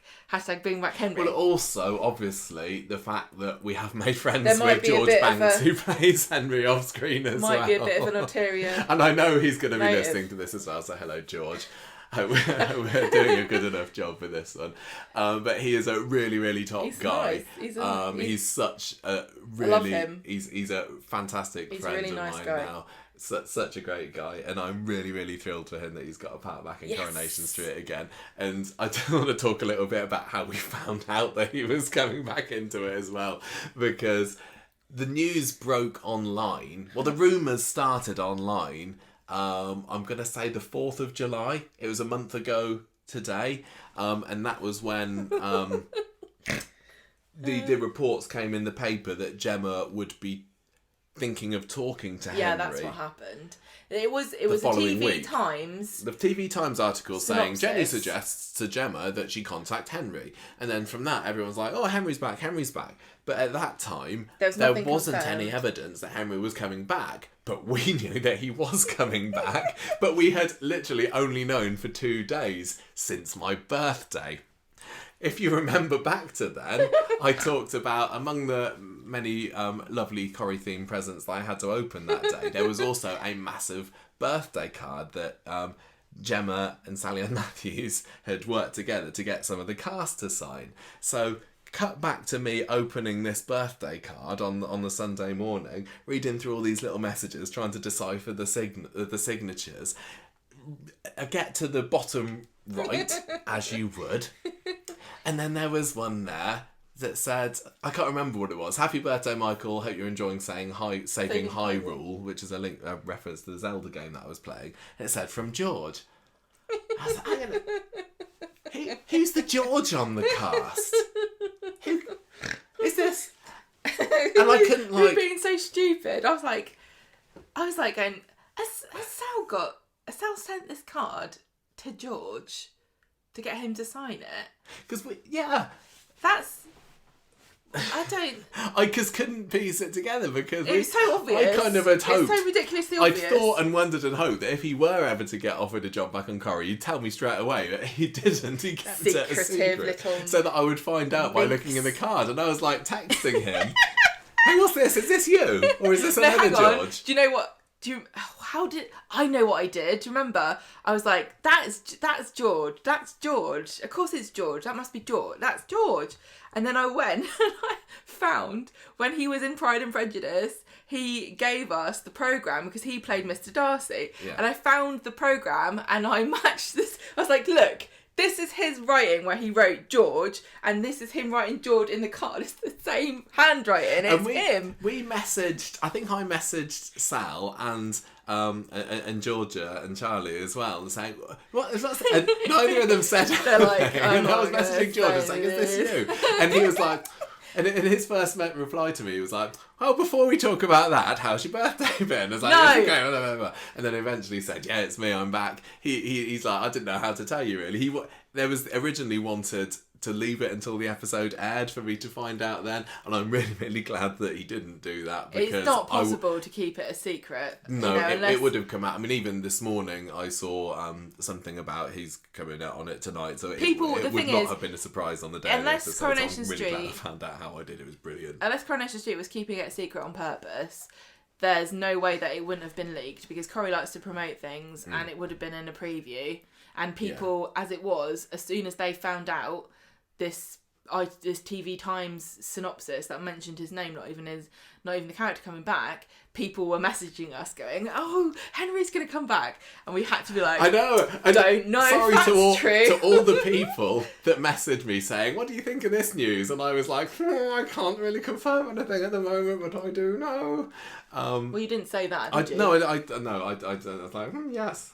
Wouldn't that be good? See. That'd be good if that was true. So anyway, what a funny story. Beyond thrilled. And the funny thing I've spoken is... to him a few times since then. I was talking to him on the phone for an hour the other week, and we talked various things. He's been very good about not spoiling things for me. All of our Corrie friends know that not to say what they're I up know to. Next to nothing about where this story is going to go, honestly. And I'm just so happy that I get a chance to watch it and see The funny thing is that when the card came, it obviously came a bit before your birthday, and it came, and I just like opened it, closed it back up because I didn't even read it. I didn't read it because I was like, I want to read this with Michael, and when it's his birthday to see who signed it. I don't want to spoil it or like, because it's not my present, it's your present. So I felt like no, I shouldn't look at it. You could have found out known, days before I did. Could have sold that story to the Sun or something, couldn't I? You didn't. It was very good. Anyway, what it was a very fun way of finding out. And happy birthday! That was the best. Like the best thing. That was and yeah, again. I was already having a lovely birthday, but that really was the cherry thanks to everybody that signed that card because that was just such a fun. That was so great. Oh man. Anyway, enough about this. So what do we want from this story? Because it seems like we've merged these storylines together for tonight's podcast because. Obviously, Philip Newton is going to be coming round to the Rovers on Monday. It can be no coincidence that Henry has just turned up, so presumably he's going to be there as well. And these I hope stories are that we going get to see Philip, and I we're can not imagine going to there's see him. Going to be what if they've said he's coming on Monday night and we're going to put on this big thing. Okay, can I say Coronation Street is just as likely to go. We've arranged all this stuff, but he's stuck on the ring road and he won't be here till after closing time. That's the sort of So thing. they've sent Henry instead? Yeah. Maybe. I don't know. I mean, Philip Newton has appeared in it before. He was in it... I think he was in it on Bet's second go at a comeback in 2003. So, the character's established. Because Bet was going to marry Cecil Newton, which is Henry's granddad, and I think Philip was around in it then, and presumably not got the same actor. I don't know. We will see if he's in it on Monday. But anyway,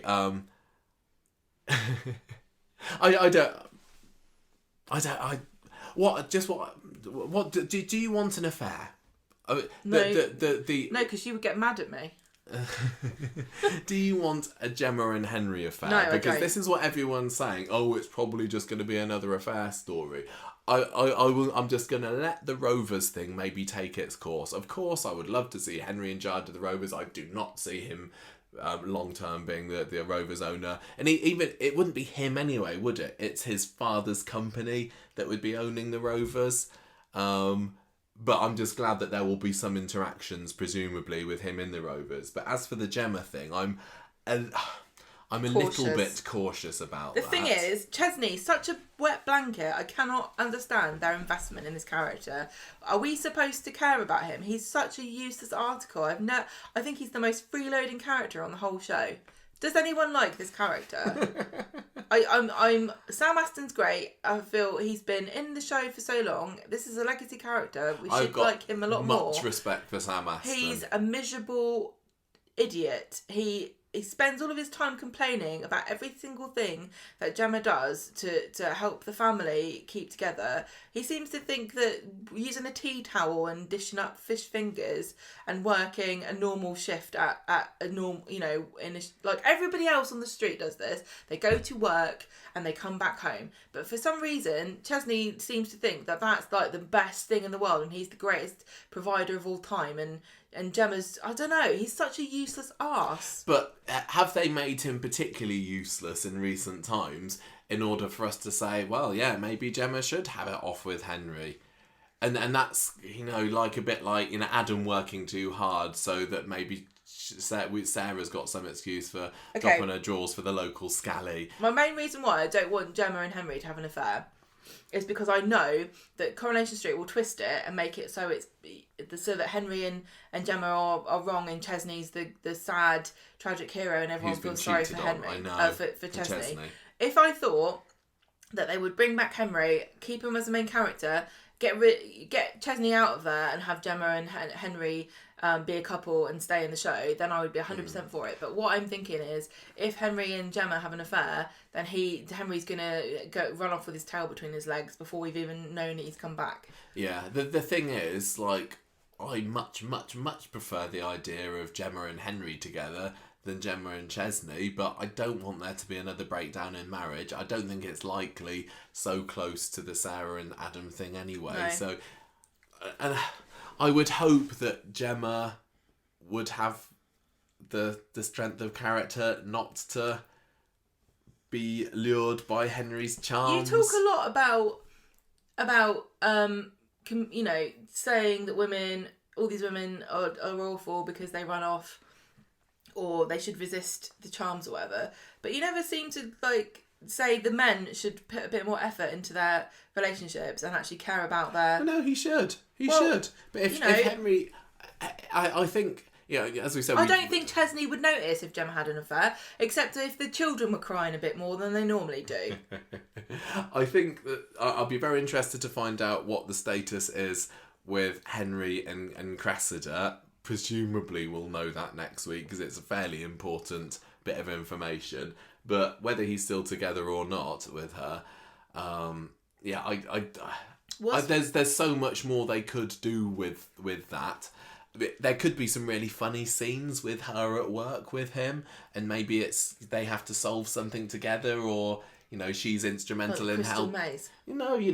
There's some problem that Henry has with his promotions at work, and Gemma's got a solution that he never would have thought of because he's too posh. You need a real common chav mind. Do you know what I've always found? If you have a problem with that, you just shove a finger in it and it fixes it immediately. Maybe. And he'll be like, my God, a fish what?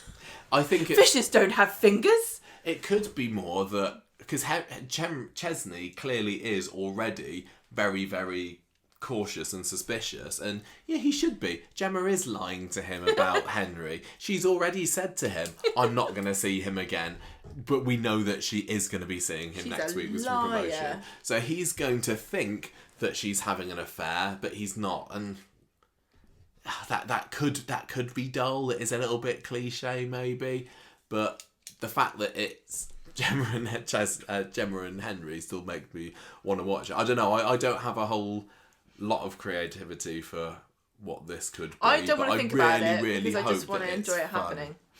It was so much fun, their interactions last time. I hope that they have kept him as likeable and roguish and he's charming. Yeah. Buffoony and charming, and that's how we like people. Yeah. The only way he could go up in my estimation is if he starts killing people. Oh, that would be so great. Anyway, what? I'm sure we'll have a lot more to say about this next week when we've seen more than 2 scenes of him. Good feelings about this storyline. Sal is great in this as Jenny. I'm excited for more opportunities for her to take centre stage, like she deserves to be as landlady of the Rovers. Hello. Yes. And yes. Just don't have Chesney in it anymore.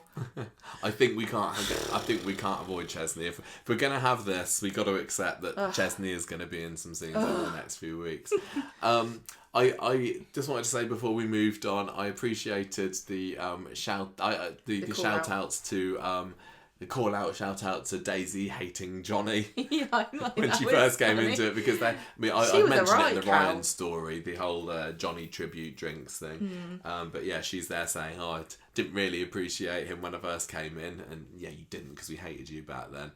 I don't remember what I think. And also, I wanted to mention, we saw the fourth wall in the Rovers' back room today. Yeah, and there was a book about 1982. Was there? I didn't see that. There was a mirror. Jenny was looking at a mirror there, and I was like, we never, ever, ever see that. No. And now we have. So it's like seeing the Rovers upstairs earlier this year. What a More day. of it exists. What a day. Love it. Oh, fantastic Great. stuff. Right, onto the Bernie Orb session story, which was probably right up your this street was as well. Great. I love this. I do like everybody. I thought it was a little bit silly. What do you mean? I didn't really. I enjoyed this. Much for it, but it did have a lovely scene with Bernie and Paul. What do you mean? The whole thing about was it Sunita? Anyway, But the story I thought was good. It turned out to be good in the end, but I just thought that Bernie was being massively, massively insensitive during that meal on Monday. But that's why I liked it, because they talked about it later. Go on, what happened? So I'm just going to tell everybody here. I like ghosties and supernatural stuff and all that kind of thing. Orbs. Let's not be silly. They're not real, are they? They have been debunked by most experts on the afterlife. So wasn't really thinking it was actually Sunita's ghost here. No. But I enjoyed the story anyway. I mean, they did get... I can't remember his name, Graham What's-His-Face, to come back and play the voice of John Stape earlier this year, didn't they? So they could have got Shobna back in to do a bit of a... It's her birthday as well, Courtney. Yeah, exactly. Right, so on Monday, the Alahans are... Last week, Dev remembered he'd missed his wife's 10-year death anniversary, so they decided to talk about Sunita's life and celebrate the things that made her such a wonderful mum, which includes making pumpkin curry. So they make a remembrance meal and they're talking about their memories, and Dev gives the twins ingredients for this curry, but they have to use butternut squash because pumpkin is not in season. Yeah, he sends them off home to make it themselves, doesn't he? Yes, and Asha comes to the cafe to borrow cumin. Apparently she's already made the curry, so there was a story about what happened to the cumin. I don't know. You put the spices in at the beginning. Okay. So Asha just really it's just there so they can talk and invite Paul so they can talk about spooky stuff and the afterlife, like I asked them to last week, and they listened to me and they went back in time and they did this storyline. So if you believe in time travel, then what's orbs to add to that? Asha's looking through the pictures because they take a photo of themselves making this curry. Yeah. And the picture... Nina's got them as well, isn't Nina's she? printed it out, or Asha has. And I thought they've got just looking it doesn't on Nina's even phone matter. It doesn't even matter. She looks at the picture. They're both standing there with their little cat aprons on, being proud of cooking. And between one of them is a funny little mark. And as soon as I saw it, I went to, that's an orb. Didn't I? Do you remember? You did, and you were absolutely right. Exactly. So over dinner, this is when, again, another thing that I mentioned yesterday after this had already been on air, Dev saying to Ardy, did you get Asha her bracelet back? And Asha's like, oh yeah, definitely, thanks for that. And Nina looked a bit suspicious, so those three have got some kind of pending conversation to take place about this bracelet. Put on the back burner for a while, though, hasn't it? Bernie looks at the photo that Nina's printed out, and she says, that is not a mark, that is an orb. In fact, some people might even say, that is a spirit. And Dev is saying, look, we're not getting into superstitious things now, please. Can you just stop talking about it? And he puts the photo back.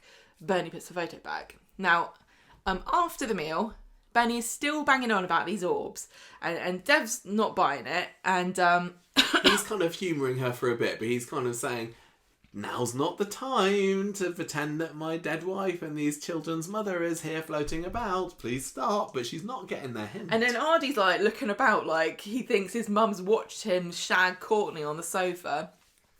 And he says, do dead people really hang around watching everything? And Dev's like, don't be stupid. And Bernie's like, look, if it is a ghost, it's your dead mum. And Dev says, this is not some kind of tin pot seance. And Bernie gets all embarrassed and leaves. And then she goes home to talk to Paul, who was present at this meal as well. And Bernie starts trying to get him to think about the afterlife and will there be something after he dies. And Paul's like, that would be great, but I don't think there is anything I can believe in that happens after you die. Bernie goes back to number 7 and apologises to Dev and says, I'm sorry if I was a bit disrespectful. And he accepts her apology and they have a kiss. But before they go up for a bath and she follows him. And before she goes up the stairs, she moves the photo of the twins to face Sunita before she goes up. Which seemed to be like just a nice little sweet thing to do. I thought she was going, look at each other. So did I, but she wasn't. She was being a bit manipulative here because on Wednesday, when Ardy notices the picture of him and Asha have moved to face Sunita, he gets spooked, especially when Bernie says she didn't do it and nobody else says that they did it. He starts thinking that his mum's haunting him and moving photos in his house. I do like ghost stories on this show, but they're almost never really ghosts, are they? Not usually. There are some real ghosts on the show. There are some canon real ghosts. Yeah, Jeff. Black Bull Butcher. Yeah. That wasn't real. In the cafe, Bernie is going on about how Sunita's restless spirit is moving through their home. And Dev's there and he's just getting fed up with this and he leaves. And then he finds Bernie later moving the photo again and realises that she's been doing this and he is furious. And she says, look, I'm sorry I'm doing this, but I just want Paul to believe in what I do and I want him to understand that there's, a future beyond death. And he's like, you can't use my dead wife and my kids to trick your son into feeling better about dying. That's not on at all. And just not cricket. It's not golf, and I've got a trophy for it here. Anyway, so Dev goes and sees Paul, and he's in quite a jovial mood, but he tells Paul exactly what's going on, Bernie and the photos, and he seems to be quite mature about this because he says, look, your mum's doing this because she is she's concerned. Please can you comfort her by keeping an open mind about her beliefs? Yeah, which I thought was really nice. Oh yeah, no, I did. Give her a bit of peace of mind here, and you can say a lot of different things about this. It's not his burden to make people okay with him being dead, but it was a nice kind of thing for Dev to look out for his girlfriend. Mm. In the pub later, Paul kind of winds Bernie up a bit because he's like, "Oh, I can see a glow around you. It's like a golden aura." And oh, where's your purse? Oh, I think the ghosts have moved it. And she's like, "Shut up! Stop being an arsehole, you sarky git." And he says that I'll try to have an open mind and understand your point of view a bit. And she's chuffed. But before we go on a bit more, I just want to say something here about Dev and his beliefs because it didn't really come up that he and his family are Hindu and they believe in reincarnation. It seems... Do they, I don't know how much they follow how much they believe. Just like anybody who has a religion, you don't necessarily buy 100% of everything, and different people can be culturally a religion but not spiritually a religion. They've observed various ceremonies before. I don't know whether he was offended because she was talking about something outside of his belief system, or if he was just like, this is insensitive because she's dead. I don't think that he's I think he's pretty secular. But it would have been He had a proper Hindu wedding, but that was more out of family tradition, I think. I know, but I would have liked to have had him say, we don't believe in that anyway. But I don't know if Hindus believe in ghosts. Because I don't know whether... Is there like a little waiting area where before you get reincarnated, you kind of can move photos around? I don't think and appear in pictures. On Friday... Just waiting for next week to say, well, but Dev says, well, nobody's asked me what I think. Actually, I think Paul's going to come back as a... Yeah, what's he going to come back as? I don't know. Well, he's got to be a good boy. Unicorn. Nice. Clearly. On Friday, Bernie is doing bell ringing and stroking his temples and doing some... She's doing various rituals. She gave him a sound bath, which I literally had never heard of, except earlier today, I was actually listening to a podcast, like a supernatural one, and somebody was calling in and they were like, hi, I'm a spiritual light healer and I was at a sound bath ceremony, and I was like, what the hell is this? This is a bit crazy. So it's a real thing. And the sound bath. Sound gets blasted. I don't know, but I know that some people... Well, for Paul, it was lying down on a mat and having an incredibly loud cymbal crash blasted into his ears, wasn't it? A lot of these things have some kind of origin, but in psychology, and I think humans just like having attention paid to us. I'm kind of if it's glad, somebody waving a crystal in your face or telling you you're pretty, I think it still makes you happy. I'm not going to say that Bernie's beliefs line up completely with my own, but I'm glad that what they're showing her doing, they've not just said, what funny, crazy thing can we make her do? They are actually basing it on... it's real stuff. She's being portrayed as somewhat eccentric, which I think is fair, because I think it is somewhat... I think even, people that are into this stuff know that people find it eccentric. Yeah. And I think that's a polite way of describing it. Whatever makes this is what makes her happy, and it makes... we all just have to do what makes us happy. So she's... Basically this leads to a very touching heart-to-heart between Bernie and Paul, where he says, I'm sorry I'm putting you through this. Maybe I will be somewhere better off after I'm gone. And she says, that if I could take this from you, I would, but I can't. And Paul says, I know, but I never would have wanted anyone else to be my mum. Then she cries and says that he and Gemma were the best thing she ever did, and he's so proud. And she says, whatever happens to your body, your spirit is unbreakable. And they just cry, and it was incredibly very, very affecting. Nice. And it just does show you the humanity within everyone's belief systems, even if you think they're eccentric or weird or strange. Everyone's just human, and we're all trying to make sense of some incomprehensible truths about the reality of being a human, which is... we're all going to die one day and nobody knows what's going to happen. And if you have peace and you feel like then I think that that's a thing that should be treasured, and we should let people believe it. Yeah, but do you think that Bernie was right to try and almost force these beliefs on Paul and the others? Of course I don't. No. Of course I don't. I've never said that at all about anything. I think that's what wound me up the most about it at the beginning. It was as a much bit as it silly. had a happy ending. Yeah. The fact that she was being mega manipulative and honestly using the twins' dead mum as a way to get a message through to her son, that was totally out of order. And Dev was right to be mad. He was right to be mad, but also good on him for not being mad, for swallowing that and accepting. Well, he knows she's find peace in grief. He's grieving his wife who died. She's grieving her son who's not dead but will be. So it's a very difficult situation. The only thing I'll say in Benny's defence is she genuinely does believe in this. She saw an orb in a photo and I think she genuinely thinks that's Sunita's spirit. This reminds me a little bit of... And so she did all the other stuff because she was just trying to add evidence. Yeah, this reminds me a little bit of when Norris saw the puff of smoke and thought it was Blanche. Yeah. What would Bernie have said if she was there back then? Interesting that we didn't get to see any of Billy this week, because I'd be... Yeah. I wonder what he'd have thought of all of this. I don't think he would have approved. I don't think so, no. And Paul is still not really up for being baptised, is he?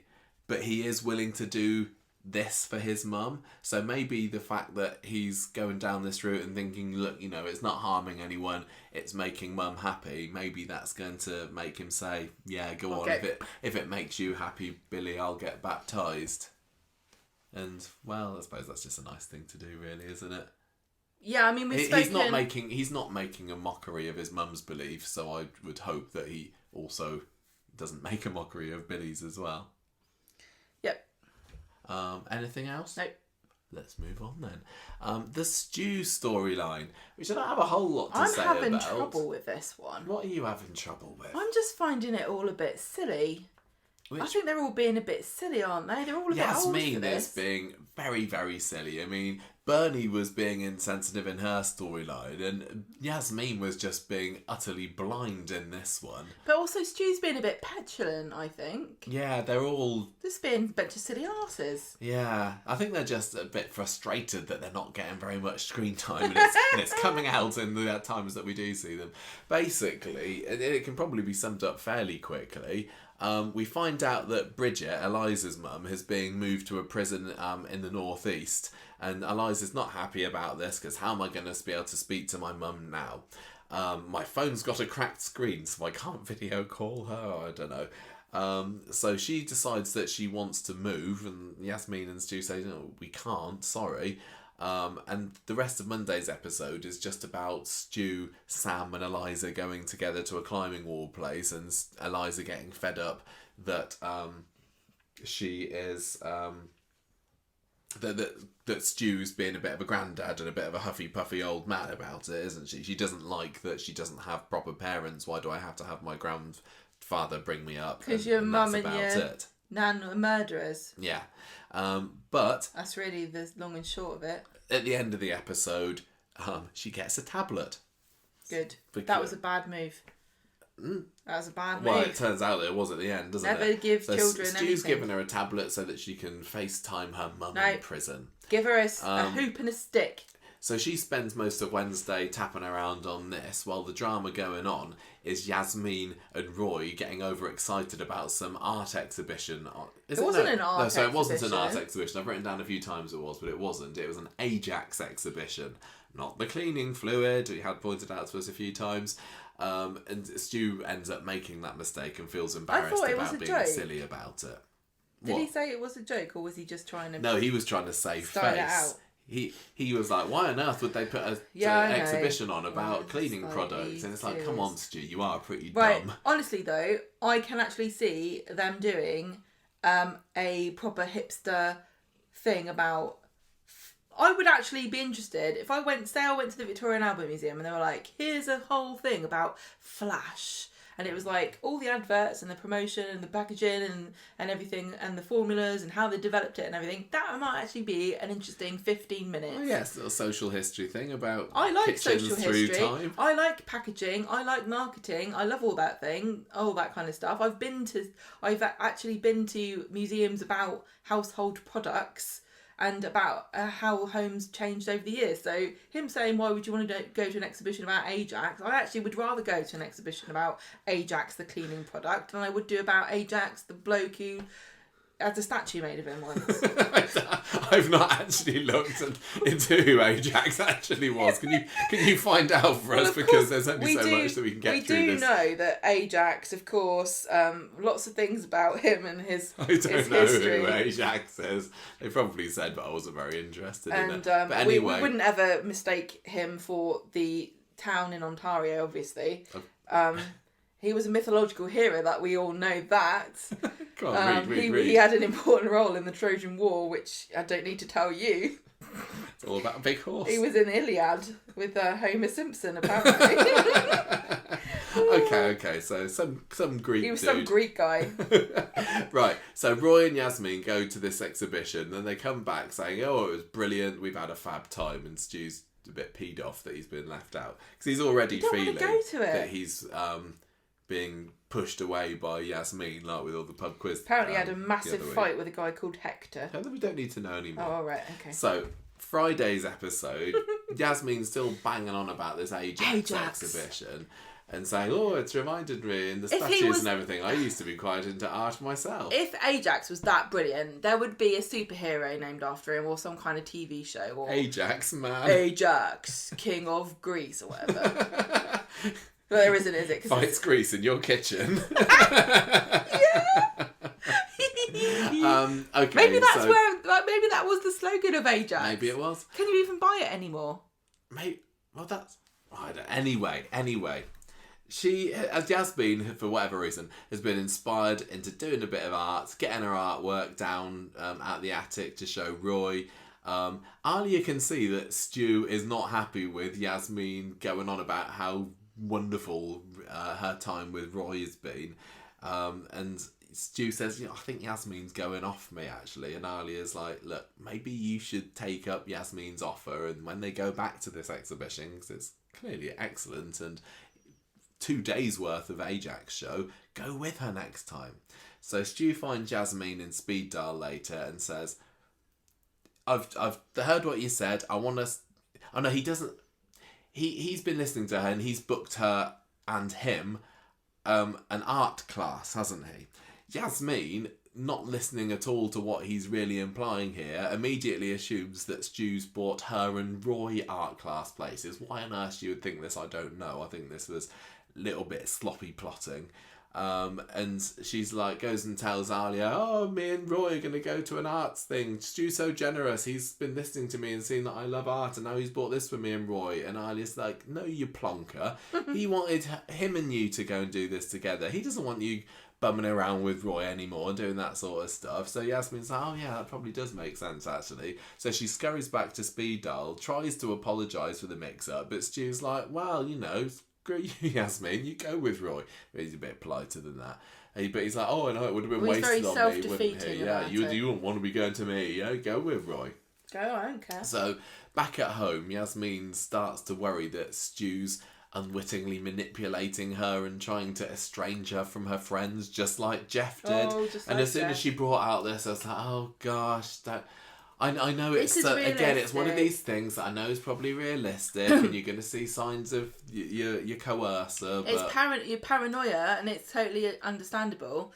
And it's not, you've just seen Elaine doing the same thing with Stephen, and she was actually right. But we've already had Yasmeen thinking that Stu is Jeff too. I didn't need that again. They didn't really stick with that for too long. I think it was good because she raised the question, and Alia told her that she was not right about that, and she gave her a bit of a reality check. Yeah, well, I hope that she's listened to it. I think she has. So, as much as I wasn't really feeling that story for most of the week, I did appreciate the final few scenes when Stu gets back home from work and Yasmeen says, right, I'm going to choose my friends, and I'm friends with Roy, but tonight I'm going to stay with you. You are the person that I love, and we're going to do some painting together. We're going to do it here, and you're going to be my nude model. And she's like, now strip. I love that. And Stu's like, brilliant, starts whipping off his clothes. It must have been a bit boring after that point, though, because she's like, right, sit down. I am actually going to paint you. It's not a sexy joke. Well, it is, it was probably about as sexy as the Titanic scene. Paint me like one of your French girls. I want you to paint me like one of my Newcastle men. Or something. Anyway. I don't like the idea of it. It's all gone swimmingly later. Stu's been painted in the nude, looking a little bit like a wrinkled suit, Eliza points out when she happens to catch a glimpse of it later. And anyway, they're all snuggled up and happy together. And the breadcrumb that we're given for the actual development of this story is Eliza gets a call on her phone from a man called Dom. Yeah, who's this? And surprisingly, because I was expecting it to be Dom and then she puts the phone down and like that's all that we get for this week. But we do get to see her go into the garden, speak to this guy who's in his 40s, I guess, maybe. Clearly very dodgy sounding, but he's agreed to meet her in real life next week. So what's going on there? Bit of a weird bit, wasn't it? Because I think she said something like, "You don't sound like you used to," or something. I can't remember whether she said that or you didn't sound like I expected you, or yeah, something like that. I get the impression that she'd spoken to somebody else before, and this is a different guy that he's pretending to be the same person because he said, "Oh, I might look different when you see me next." Did her? I've only just thought as done. well, and I don't know whether this. I wasn't paying mega attention to the story. Oh, I have to admit. She was speaking to Dom on her phone, wasn't she, and not her tablet? Yeah. Did her phone have a big crackdown like she said it was, and that's why she got a tablet? I don't remember her having one. Is she a big liar? Was she just doing it to get So who is this Dom? Well, I mean, the obvious conclusion to jump to is that he's some internet pedo. He's an internet pedo, or is he a member of her family? Yeah, exactly. Is I'd he rather her it was that. uncle, or... Because, you know, we've got Stu, who's her granddad. Her mum, his partner, who they had the daughter with, she's Lucy. in prison. Lucy and the mum. Who was the Lucy, dad? I always have to look up. So Lucy is... It doesn't matter which way around it is. Bridget and Lucy are the mum and the grandma. Yeah. Right? So that's that part of the family. But who's the other grandparents of the mum? Because that could be another connection. Who's the dad? Do we ever find out? Yeah, that's true. I can't that remember. Could be her dad. Oh, so maybe this is going to be a bit like the Faye and Tim story, where she's secretly contacting her dad. Or it could be her one of the people's in prison's brother. It could be her dad's brother. I'm suspicious that it's a relation, because I think we're being made to think it's a naughty man. Yeah, and yeah, and the I fact think that this has come out after she was upset about her mum and not being able to see her, and you know, them being moved to a different prison, makes me think that some development has happened where she's reaching out, because she was complaining, I don't want you as my family. Has she been looking and seeking? But also, equally, could this be somebody posing as her family member, because she wouldn't actually know? She can't check with her mum and her nan because she can't see them. I'd rather it went down there. You're right. I think that the conclusion that you would jump to is that it's some dodgy pedo guy, and I think that probably Stu, Yasmeen, somebody will think that. Bonus points if they manage to get Sarah Louise involved in this, because that was a story that she went through 20 odd years ago. Well, I mean, Paul and Bernie were literally just talking about Kel. Yeah, they did. Yeah, Kel did get mentioned today, didn't they? But yeah, I think that helps it's more likely mind, to be a younger family member, who probably will turn out to be dodgy, possibly. Oh yeah, just the aura that I got from him is that he is, but then they would try and give him that aura if they wanted to make us think he was. I think we thought a dodgy chat room man. I think we were meant to think that about Tim as well when he first was in it. Oh yeah, I think so. Is this going to be the start of the story where Eliza's mum gets exonerated? I'm so convinced that it was the grandma that killed this Charlie girl, and not the person that's been sent down for it, and possibly they're both in prison. It would be nice if they're both in prison. It'd be nice at the end of this if who is it? Bridget, Lucy. I can't remember which one it is. It'd be nice if Eliza's mum gets let out of prison at the end, and Eliza gets to stay with her mum at the end of the story. But I also kind of like Eliza, and I want her to stay on the street. And I think if she was with her mum, then there's no reason for her to stay on the street. I like her. I think she's good. I'm still not particularly convinced about the Yasmeen and Stu storyline, and this week's shenanigans where Yasmeen, despite Stu clearly showing that he wasn't happy with her and Roy being together, she didn't notice at all. It underlined even further to me that they're not particularly suited to each other. But it's another example of a couple that we've barely seen since they've got together, so we've not had the chance to develop an understanding of what they're really like at times when they're not going through some kind of drama. And that's the problem that so many Coronation Street couples have had happen to them. Are you into Yasmeen and Stu? Would you care one way or another? I like them individually, but again, I'm not sure, convinced they work. I don't think everyone needs to be a couple either. Well, we will see where this goes. But yeah, nice idea about the family member. Finally, Gemma, rippled abs. Ryan, what's he been doing this week? The naughty boy. Good old Beetlebod. Yeah. On Monday, Ryan tells Carla he's been thinking about Daisy because he had a go at her and he thinks maybe he's a bit harsh, and he's going to apologise, but he doesn't want to be friends with her. Then we get Jenny and Daisy talking about Johnny's birthday, and they're going to raise a glass to him in the evening. Jenny invites Carla, and Maria invites herself along because she said Gary was friends with Johnny. I think Gary doesn't come anyway. Does he not come? I can't. Yeah, he doesn't. No, he doesn't. Ryan's the only guy there. Yeah, Gary was friends with Johnny in prison. Yes, lest we forget. Ryan sees Daisy in the street and does apologise to her, and she accepts it and says, I probably deserved what you said about me to me. Daisy. Ryan turns up for Johnny's party, and everybody is getting a bit drunk, aren't they? Yeah, it was the ladies and Ryan. It was Jenny, Carla, and Maria. And they're raising a glass, they're getting maudlin. It was some really nice scenes. I thought this was great. And they talk about Aidan as well. Yeah, Maria brings him up. And they want to do a selfie, and they take Ryan's phone, and then Carla uploads to her social media the picture that they took, but she accidentally selects Ryan's abs and puts that online, and everyone within an instance like sexy abs more. So please. I kind of wondered at the time how on earth this was possible, but I think, and maybe they made this clear on the show and I just missed it, I think that she just selected a string of photos and uploaded them all, and the abs picture happened to be caught in there. Drunk. She was, but I don't know how it would be possible to upload just the abs photo when you think you're uploading 4 women smiling together. It doesn't make sense. Well, it was his. Yeah, just to be clear, it was his phone, so she had access to his photo stream. Yeah. So he's really embarrassed, and she runs after him because he stormed out, and she's. I thought that Alison King did a really good job here. She hasn't had a lot to do with Carla recently.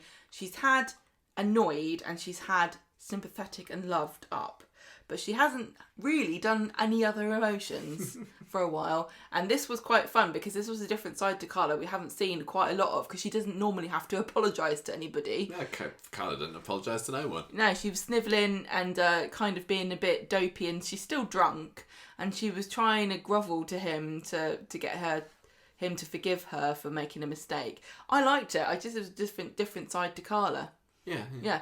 He's still gutted about this, and but when he comes back in, Sean is showing Daisy all the likes and comments that his beautiful bod has gathered. Yeah, Sean's like, perv screenshotted it because Carla's taken this down off her social media now, but not before Sean's had a chance to screenshot it, and who knows what he's going to be doing without a photo later at night. Well, Ryan goes into the ginnel, and Carla and Daisy have phoned him, but he hasn't got the phone. He gets mad and he throws the phone against the wall.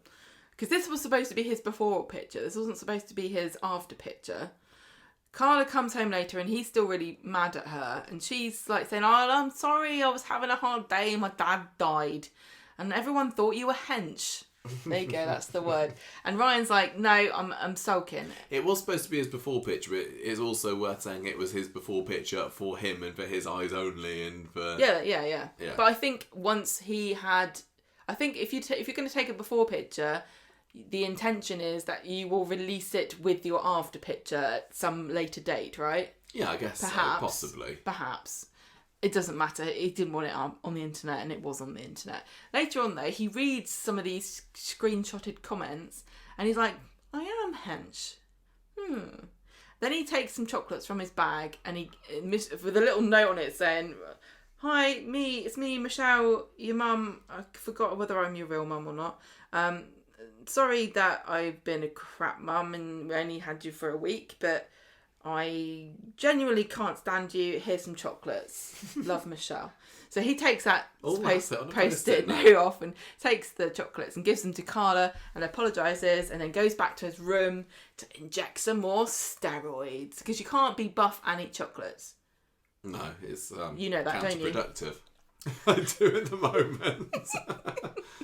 On Wednesday, I've eaten a whole Toblerone over the course of the last 2 days. Yeah, you have a whole massive Toblerone. Sorry. It was very nice, though. I don't know how you can eat so much chocolate. On Wednesday... The dentist said I had lovely teeth this she? morning. No, she didn't say that. She just said I didn't have anything wrong with them. Yeah, she's a bit terse, isn't she? Yeah.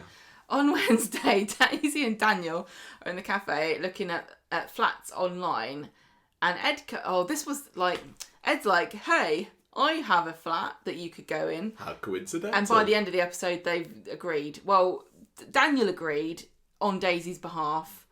She wants to move away. She doesn't want to hang around Ryan anymore. She feels guilty. Can't control herself around every him, time especially she not sees now him. she's seen what's under that t-shirt. Oh, yeah. Every time she sees him, she feels bad, and he's making her feel worse. So she wanted to make a clean break, even though she was still going to be working at the Rovers. But now Daniel's agreed to go in. I mean, it's the only logical place for them to live. Yeah, I mean, yeah, they will move there, won't they? It's so weird that flat was kind of set up as being the young trendy kids flat with Aaron and Amy and Summer and everybody, and that lasted for all of about 2 months. Yeah, but anyway, I like the way that I mean, they've obviously. I'm sure that they've redecorated it, and that's why Ed has left it vacant for a couple of months, and it's going to have a bit of a revamp. I'm kind of excited to see whether they've changed it at all. But unless if you're not thinking that's what's happened, it kind of makes it seem like Ed's like, what's a respectable amount of time to leave a flat after there was a rape? 2 months, I suppose. As long as through the redecoration they put up some kind of shrine to Imran. That's all I care about. Yes, a little nice Imran corner. Yeah.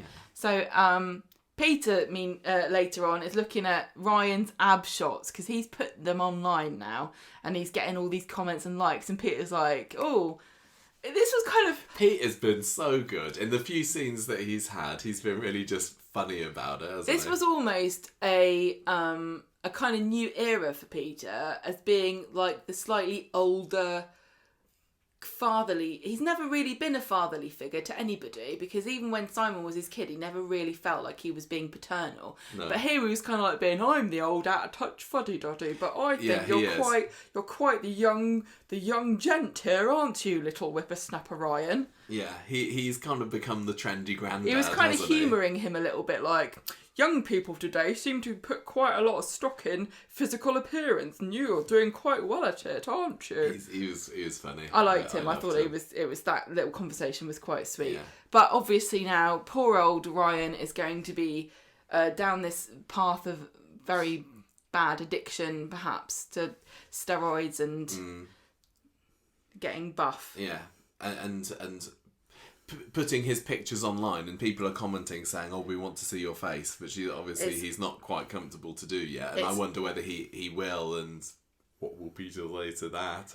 It's not going to be a healthy solution to his problems, because he's going to be praised for his body, and he's going to make him more give him a greater complex about his face, and he's going to think, if everyone saw my face, they wouldn't think that I was so great. But perhaps, I don't know where this story is going. I honestly do think that people would be horrible. Some people would be horrible, but I think he would get a lot of support if he started a social media account going, I'm Ryan, this is my story, this is what happened to me, I'm going to build my life back by pumping iron, follow my journey. I think he'd get loads of fawning fans, and there are people who would find him attractive. There are obviously people who find him attractive. Yeah.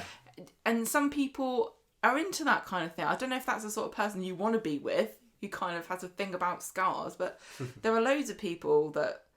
He'll find something. Not everyone's... lovely. I mean, the thing is, not everyone is shallow, but he is kind of fishing in a shallow pool, isn't he?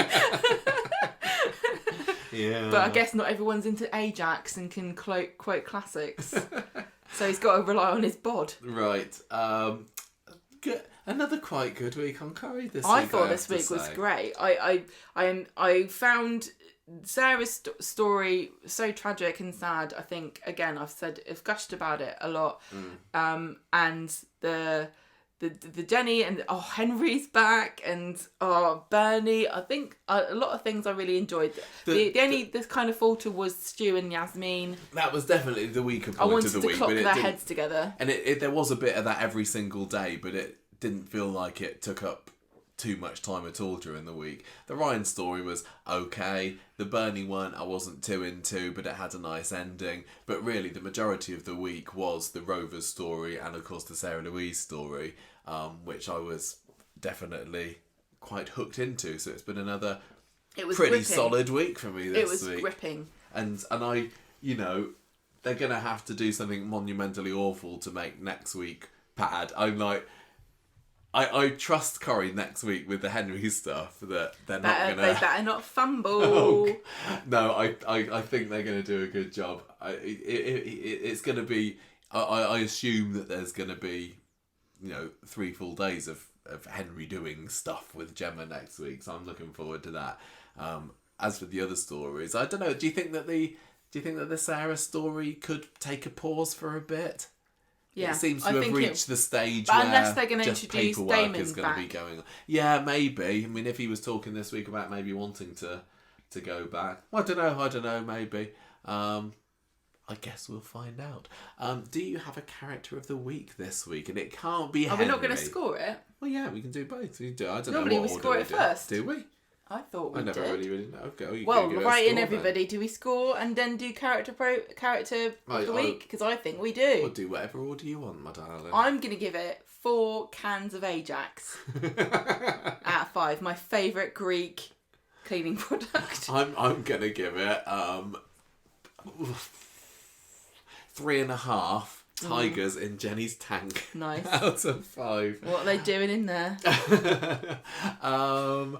Who was my character of the week? I mean, Sarah Louise was fantastic as always. She still is a bit of a Sarah strumpet. for me. Because Tina O'Brien's performance... That does help for a lot. I mean, Jenny was also great this week. Sally Ann Matthews gave a great performance, and again, she didn't have quite the same level as material as Sarah Louise. There were so many great scenes. Even that scene with Bernie and Paul. Yeah. That was so sad. Yeah. They're doing a great job. So many great performers on the show. Uncle Stephen again. What a lark. I mean, you could say, is a character of the week Adam for sticking to his guns and saying, sorry. You slept with somebody else, didn't you? Sorry, you tart. And he was the cause of the balloon incident. Yeah. What about Gail and Ken's face-off?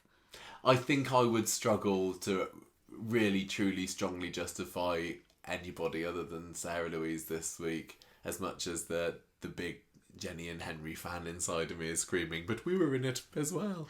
There was I'm kind of hoping that over the next few weeks it feels like Jenny's going to have a big story and maybe I'll get a chance to vote her again, because as somebody who is my favourite character on the show, I haven't been voting a character of the week very much at all in the last few years. But yeah, Sarah Louise this week, a lot of that was Tina O'Brien's amazing performance.